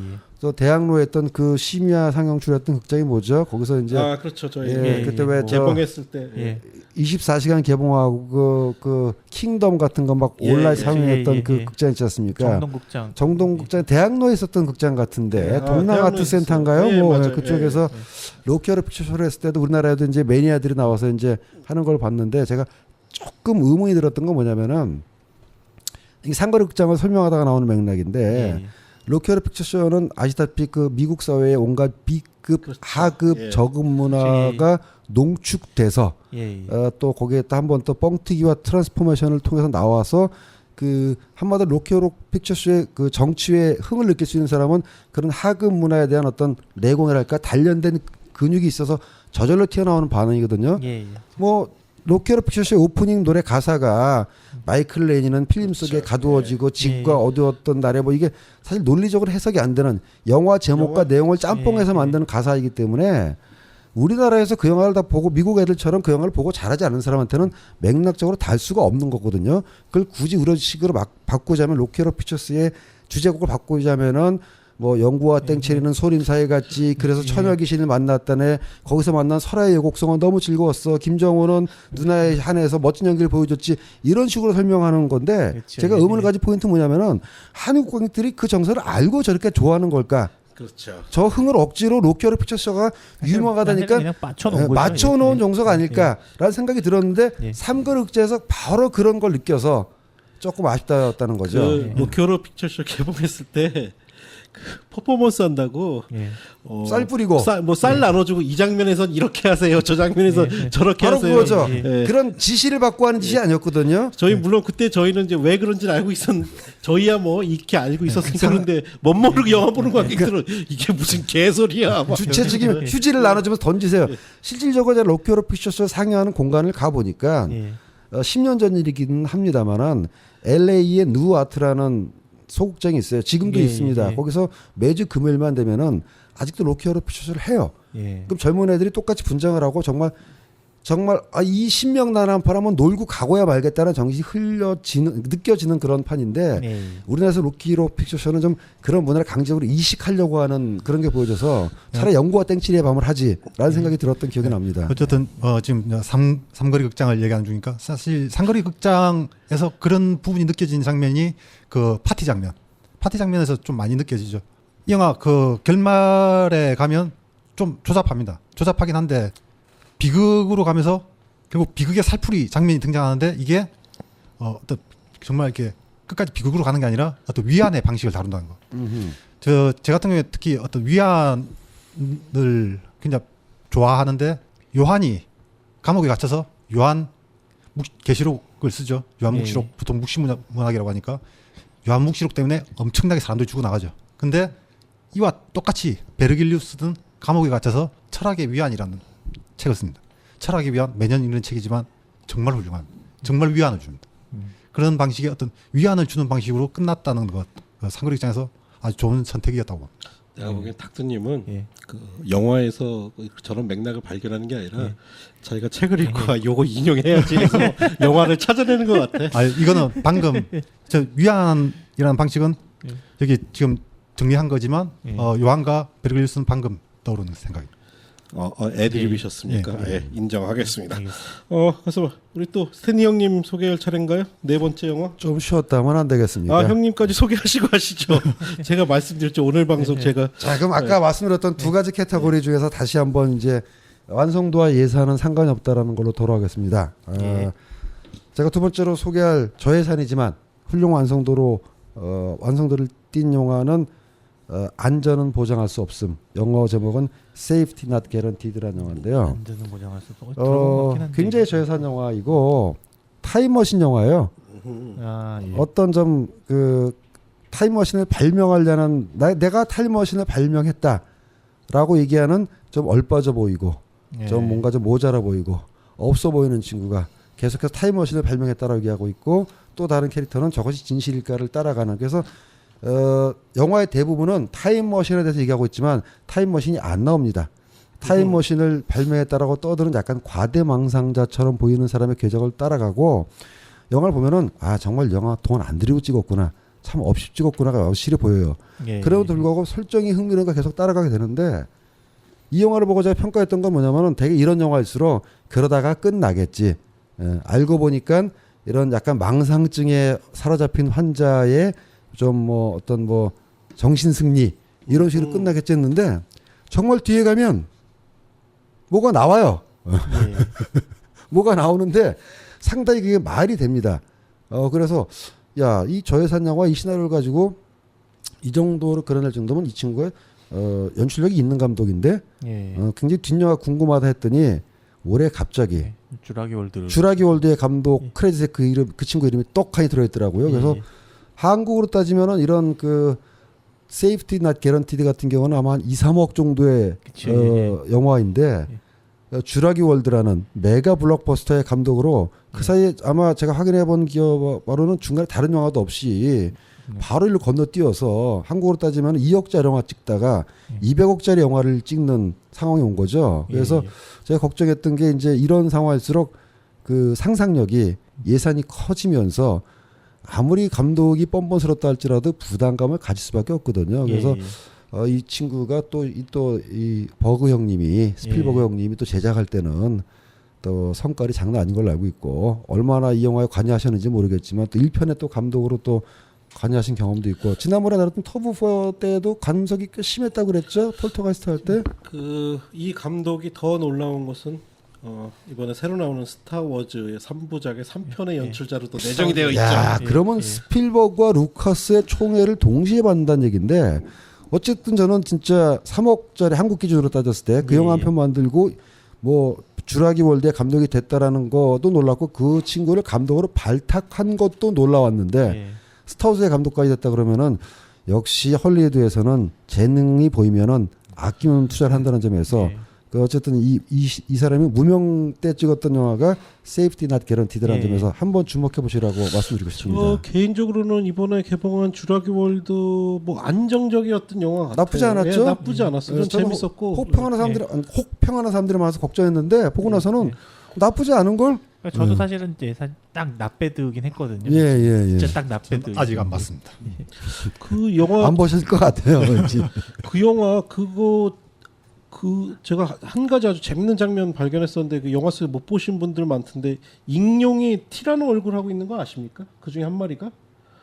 그런 세밀한 관찰력을. 그런 게 있었어요? 그 DNA를 가지고 굉장히 많이 조작을 한 것 같아요. 익룡 중에 하나가 이렇게 부리가 날카로워야 되는데 그 뭐 이 티렉스나 아니면 랩터 같은 그냥 일반 공룡의 모양을 하고 있어서 이게 분명히 이제 DNA 조작을 굉장히 많이 한 듯한 느낌이 들더라고요. DNA 조작이든지 아니면 그냥 뭐 이스터에그로 넣어놨든지. 아마 이제 프로덕션 그러니까 미술 설계나 이런 사람들이 이제 프로덕션 디자인을 하면서 주라기 공원보다 20년이라는 세월이 흘렀으니까 기술 발전을 감안해서 그런 프로덕션 디자인을 했을 수도 있고 그걸 감독이 이제 오케이 했으니까 영화 속에 반영됐었겠죠.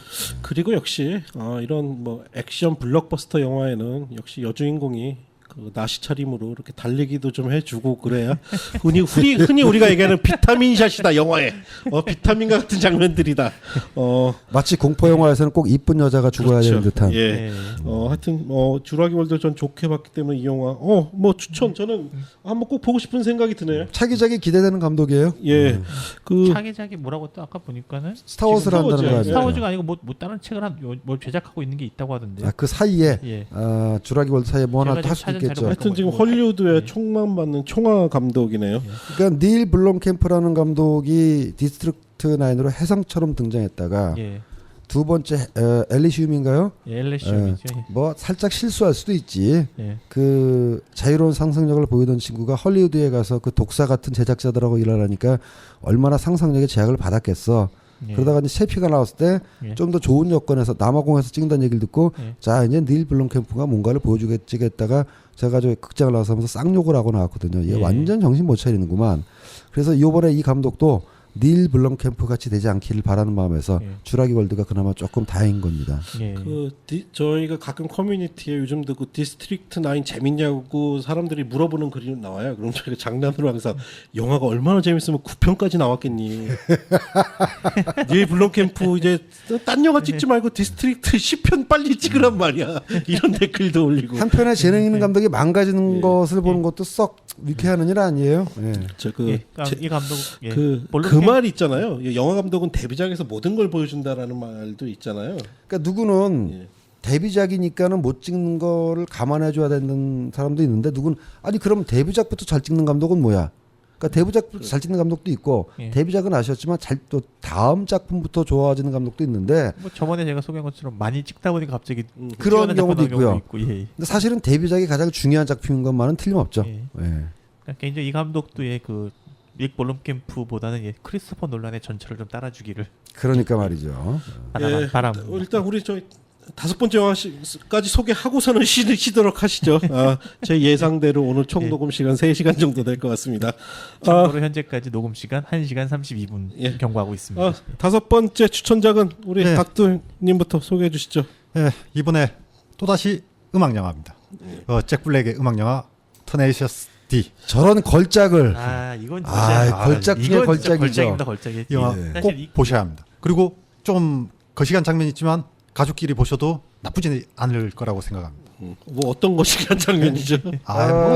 처음에 시작부터가 약간 거시기하게 생겼어요. F 워드가 시작을 해요. As long as kin time ago라고 해서 이제 저는 정말 그 영화에 대한 정보 없이 봤거든요. 그냥 저는 정보 없이 봤어요. 잭 블랙 웃기는 친구지, 뭐 재미있는 친구지 한번 볼까 해서 봤다가 정말 까무라치게 재밌었고 빠져들고 특히 그 포스터에 있던 로니 제임스가 튀어나오는 장면에서는 거의 저는 뭐 실신할 정도로 웃었습니다. 헤비메탈을 좋아하시는 분들이라면 싫어할 수 없는 영화고 실제 테네시어스 D라는 이름으로 밴드를 결성해서 음반을 내기도 했었고. 그러니까 밴드를 전면으로 드러낸 그런 영화죠. 그렇죠. 밴드의 음악 락에스 데드는 한번 꼭 한번 들어보시고. 잭 블랙 같은 경우 이 영화 바로 직전에 또 전작이 또 음악 영화죠. 스쿨 오브 락. 스쿨 오브 락 그렇죠. 스쿨 오브 락도 좋았지만 잭 블랙 같은 경우는 이거보다 좀 더 하드한 그런 음악을 너무 얌전했어요. 자기 음악적 지향점을 새롭게 보여주고 싶어 하지 않았나. 나의 음악적 정체성은 이거다. 그러면서 맨 마지막에 가면 악마와 메탈 배틀을 벌이죠. 락 배틀. 걸작이죠. 아니 그 부분이 특히 하이라이트죠. 그러니까 자기의 지향점은 이런 메탈도 아니고 이런 스쿨 오브 락에서의 소프트한 이런 음악도 아닌 내가 원하는 지향점은 딱 이런 유쾌한 음악이다라는 걸 정말 얼마나 드러내고 싶었는지 영화 자체도 굉장히 유쾌하죠. 영화 자체 잘 만들었어요. 버섯 먹고 환상 보는 장면도 그렇고 세스카이 저는 사스쿼치 찾는 장면도 그렇고 이 영화가 심상치 않다는 걸 어디서부터 느꼈냐 말이죠. 처음에 그 어렸을 때 잭 블랙의 가족에서 블랙십 그러니까 이 경건하고 이 종교적인 이 미국의 소도시의 시골 가족에서 이 악마 메탈을 숭배하는 아이가 아버지에게 혼나고 쫓겨났다는 애를 아주 경쾌한 세미락 분위기를 풀다가 디오가 나온까지 그랬는데 타이틀 시퀀스에서 갑자기 웅대한 오케스트라와 코랄이 들어오면서 무슨 종교 음악 같은 엄숙하고 장엄한 분위기를 변주하는 식으로 이게 멜로디가 넘어가거든요. 그러니까는 저런 거죠. 아주 우습게 보이는 사람이 굉장히 장엄한 옷을 걸치고 자기가 고귀한 척하면 그 자체가 웃음이 나잖아요. 거기서부터 저는 그 타이틀 시퀀스에서 웅대한 음악이 나올 때부터 이 영화가 뭔가 심상치 않겠구나. 그러다가 바로 나오는 그 클라거 거레지 장면에서는 저는 뭐 거의 쓰러졌습니다. 그러면 잭 블랙은 뭐 그 데뷔작인지는 모르겠는데 국내에서 알려진 최초의 작품도 하이피델리티부터도 이제 음악 영화였고 음악하고는 굉장히 밀접한 관계가 있는 것 같아요. 한국에 공연도 왔었잖아요. 그 터네이셔스 D가 얼마 전에. 근데 잭 블랙 요즘 좀 활동 뜸한 것 같아요. 아니 저는 가보지는 못했는데 작년에 왔던 거예요. 그 터네이셔스 D 공연 왔을 때. 작년쯤에 왔었어요. 아 그렇습니까? 저는 공연을 왔었어요? 제가 좀 신뢰되는 얘기인지 모르겠는데 어떤 미친 공연 기획사가 망하려고 터네이셔스 D의 한국 공연을 초청을 했을까? 도대체 누가 저걸 보러 간단 말인가? 왜냐하면 내 주변에 터네이셔스 D 같은 영화나 그 밴드를 좋아하는 인간들은 여기 계시는 분들 보면서 정상적인 인간이 하나도 없거든요. 뭐든 점잖은 모임에 나가서 터네이셔스 D 얘기하면은 도대체 뭐 그런 걸 영화라고 보냐라고 추천하는 사람들이 제 주변에 대부분이었기 때문에 예. 그 밴드를 추천해서 공연했을 때 야 저거 망했구나. 저거 누가 보러 가나 했더니 의외로 보는 사람들이 꽤 많았다고 얘기 들었어요. 예. 저도 만약 시간만 맞았으면 보러 갔을 건데 제가 항상 일이 밤 10시에 끝나니. 실제로 공연장에 방문했던 사람의 블로그를 보면은 뭐 수만 관중은 아니지만 잠실 실내체육관 학생체육관에서 예. 그래도 꽤 많은 관중이 운집해서 수천에 가까운 관객이 움직여서 그 공연을 관람했고 후기에도 뭐 제 듣기로도 그 공연 기획사가 크게 손해봤다는 얘기는 못 들은 것 같거든요. 예. 그래서 야 의외로 한국에서 이런 B급 문화를 좋아하는 또는 음악을 좋아하는 사람들 꽤 많이 있다는 점에서 약간 놀랬던 기억이 납니다. 제가 더 흥분해서 설명을 했네요. 아까 군님이 좀 소개하신 영화인데 생각해 보면 예전에 그 락 음악 다룬 영화들 참 많았는데 뭐 헤비메탈이나 하드락이 사실상 현대 시대에서 거의 뭐 죽은 것과 마찬가지로 인기가 좀 떨어지면서 락을 다룬 영화들도 많이 좀 없어진 것 같아요. 안 나오는 것 같아요. 요즘. 가령 뭐 미국 영화에서 약간 뭐 다른 얘기입니다. 여성 락커를 다룬 런웨이즈인가요? 크리스틴 스튜어트하고 조한 제트, 조한 제트와 그 핫브레이커스를 다루는 그 스튜어트 크리스틴 스튜어트하고 누구죠? IMCM에 나왔던 그 친구. 예. 다코타 페닝이 나왔던 그거 뭐 알고도 뭐 스크럽을 락이니 해서 이제 저는 그런 락을 다룬 영화 굉장히 재밌게 봤고 즐겨보는 건데 최근에는 미국에서도 뭐 그런 영화들이 많이 줄어든 것 같고 어떤 그런 흐름들이 있는 것 같습니다. 예전에 80년대 푼루즈, 그리스 그렇죠. 그런 것들이 나오던 시대가 있었던 웨인스 것처럼. 월드도 있었고 더군다나 한국에서의 락은 제가 조금 뭐라 그럴까 아쉽다 그럴까 안타깝다고 하는 게 한 20-30년 전만 해도 그때도 주류는 아니었지만 락 음악을 하는 밴드들이 있었고 그쵸, 예. 락 음악을 좋아하는 친구들 꽤 있었는데 지금은 뭐 저희 아들 녀석하고 얘기를 하게 되면은 지금 젊은 애들한테 힙합이라든가 이쪽에 그러니까 대중가요는 발라드나 댄스 음악의 대수고 대주류고 예. 저 음악을 듣는 친구들은 이제 힙합이나 R&B를 주로 듣는데 예. 너는 락을 안 듣니? 그러면은 락에 대해서 알긴 하지만 그렇게 매력을 느낀다라는 표정이 아니에요. 그래서 락이 이렇게 언제부터 올드뮤직이 됐는가? 그리고 그것도 있는 것 같아요. 왜냐하면 그 음악의 저항의 정신이 락에서 힙합으로 넘어간 지 오래됐기 때문에 그렇죠. 네. 그래서 락 음악이 쇠퇴한 것도 있는 것 같아요. 네. 개인적으로는 사실 요번에 이제 그 아무튼 락을 갖다 아무튼 대중적으로 좀 그나마 내려고 노력하고 그런 것들이 TV 프로그램 오디션 탑밴드라는 프로그램 있었잖아요. 있었죠. 예. 이번에 탑밴드 3가 좀 이제 준비 중이라고. 아 그래요? 예. 저는 시즌 2까지 하고 인기가 없었고 그냥 폐지된 걸로 아는데 다시 3가 나옵니까? 지금 나오고 있는 중이라고 해요. 예. 예선 밴드들 이렇게 신청 받는 것 같더라고요. 예.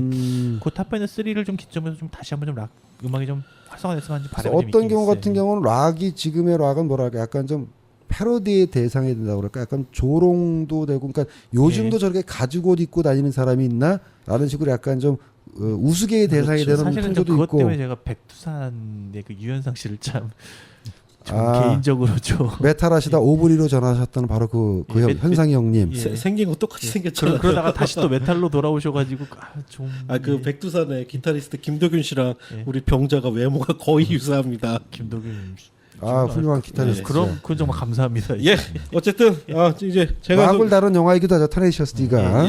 아마 음악 좋아하시는 분들은 싫어할 수가 없는 영화죠. 추천하신 거 동의합니다. 제가 소개해드릴 5번째 영화는 더 로드. 2003년도 작품. 최근에 몇 년 전에 보면 코빈 메카시의 그 더로드와 혼동하시면 안 됩니다. 이 작품은 2003년도에 등장한 공포 영화고 감독은 공동 감독이에요. 장 바스티 원제를 소개해 주시면 더로드하고 헷갈리지 않을 것 같은데. 원제가 데드 엔드죠. 그리고 파브리스 카네파 공동 감독인데 설명이 필요 없습니다. 21세기에 나온 가장 무섭고 재미있는 공포 영화입니다. 정말 아이디어가 뛰어나죠. 아이디어 뛰어나고 뭐 피도 거의 등장 안 하면서도 분위기로 압도하는 영화. 공포 영화에서 얼마나 연출력이 중요한가를 보여주는 작품입니다. 공포 영화 보셔야 될 분들 중에 아직 안 보셨다면 꼭 보시기 바랍니다. 저는 짧게 이걸로 마치겠습니다. 저도 마지막 영화 마지막이 아니죠. 5번째 영화 아주 간단하고 짧게 한번 소개해드릴게요. 요거는 유쾌하게만 보시라고 제가 이번에 소개해드릴 영화는 큐티안이 더 무비입니다. 큐티안이 큐티안이라는 캐릭터는 아마 웬만한 분들은 다 아실 거라 생각하는데 일본의 그 애니메이션 캐릭터죠. 그 나가이고의 원작이고 이 원작은 정말 사실 나가이고가 마징가 제트 원작자인데 이 작자의 작품을 보신 분들 알겠지만은 정말 엄청난 정도의 그 성적인 표현에 있어서 정말 변태지 변태. 사실 나가이고 초기 작품들은 예. 지금 같으면 나올 수가 없는 그렇죠. 작품들이죠. 예, 예. 그 특히 게타 로봇이 먼저니까 예. 게타 로봇을 보면 한 에피소드에서 예. 지하에서 그 파충류들 올라오죠. 예, 예. 근데 올라와서 학교를 폭파시킨. 예. 근데 학교가 폭파당하니까 5학년 꼬마 아이가 예. 한 팔에는 자기 친구 잘려진 머리를 그쵸, 들고 예. 한 예. 팔에는 다이나마이트를 예, 예. 들고 자폭을 함. 예. 도저히 나올 수가 없어요. 예. 우리 이 나가이고 선생님 진짜 그러니까 초기에는 그런 식의 이제 폭력적인 모습으로 가다가 뒤로 가면 뒤로 갈수록 점점 이제 새골 변태 아저씨로 그쵸, 점점 변해가는데 유명하죠. 예.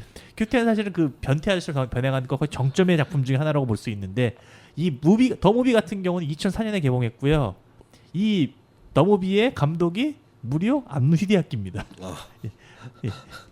그리고 여기도 안노 히데아키가 안누 히데아키의 감독작입니다. 이게 작품이요. 이 작품은 사실 원작 큐티안이랑 약간 좀 결이 떨어져 있고 오히려 그 후에 나온 리큐티안이라는 이제 모비에가 있는데 그랑 괴를 같이 한 작품이라고 볼 수 있는데 사실은 큐티안이는 아는 사람은 아시겠죠? 이건 그냥 보고 즐기면 되는 거고요. 예. 큐티안이의 그 그림을 보면 사실 이 빵빵함이 장난이 아니잖아요. 이 주연으로 나온 배우가 이제 사토 에리코라는 분이 주연으로 나왔는데 이분이 실제로도 상당히 빵빵합니다. 몸매도. 근데 얼굴은 별로 안 예쁘잖아요. 예, 얼굴은 좀 그렇긴 그래서 한데 항상 그 영화판 예. 옛날에 우리 상영회도 했었죠. 예, 예. 보면서 예. 신세기 에반게리온의 감독이 큐티아니를 했다는 거에 대해서 뭐 배반감을 느끼거나 실망감을 느끼는 팬들은 아니요. 없었나요? 아니요, 전혀 그렇지 않고 저 같은 경우는 개인적으로는 안노 히데아키라면 이런 거 할 만하다고 싶었어요. 예. 바로 그게 안노 이제 히데아키가 뭐 예. 오타쿠잖아요. 예, 그쵸, 오타쿠잖아요. 워낙. 그냥 안노 히데아키는 그냥 기본적으로 오타쿠고 그 안노 히데아키의 전설의 작품이 있어요. 그 안노 히데아키가 그 초기에 이제 학생 영화 막 좋아하는 때 만들었던 울트라맨 영화가 있거든요. 아 그래요. 예. 안노 히데아키 만든 영화인데 안노 히데아키가 직접 울트라맨 역할도 합니다. 그런데 이게 정말로 쫄쫄이도 아니고 그냥 무슨 잠바 같은 거 있지, 잠바나 그런 가지 같은 데다가 울트라맨 모양 그림 그려가지고 그걸 입고 잠바 떼기를 예. 입고 그러니까 펄럭펄럭하는 그런 울트라맨 옷을 입고 나와서 울트라맨 연기도 뭐 같이 세트 그런 것도 없이 그런 작품도 안노히데아키 찍었었거든요. 왜냐면 왜 제가 예. 그런 말씀 드렸냐면 이제 에반게리온이 이제 그 우리나라에서 유명하고 인기 예, 끌 예. 당시에 저런 게 있잖아요. 작품을 좋아하다 보면은 작품을 숭배하게 되고 예. 숭배까지 가게 되면 그 작품이 하나였던 그 작품을 좋아하는 논리가 도구마라처럼 그러니까, 돼버려가지고 이런 작품을 만든 사람은 꼭 이럴 것이야.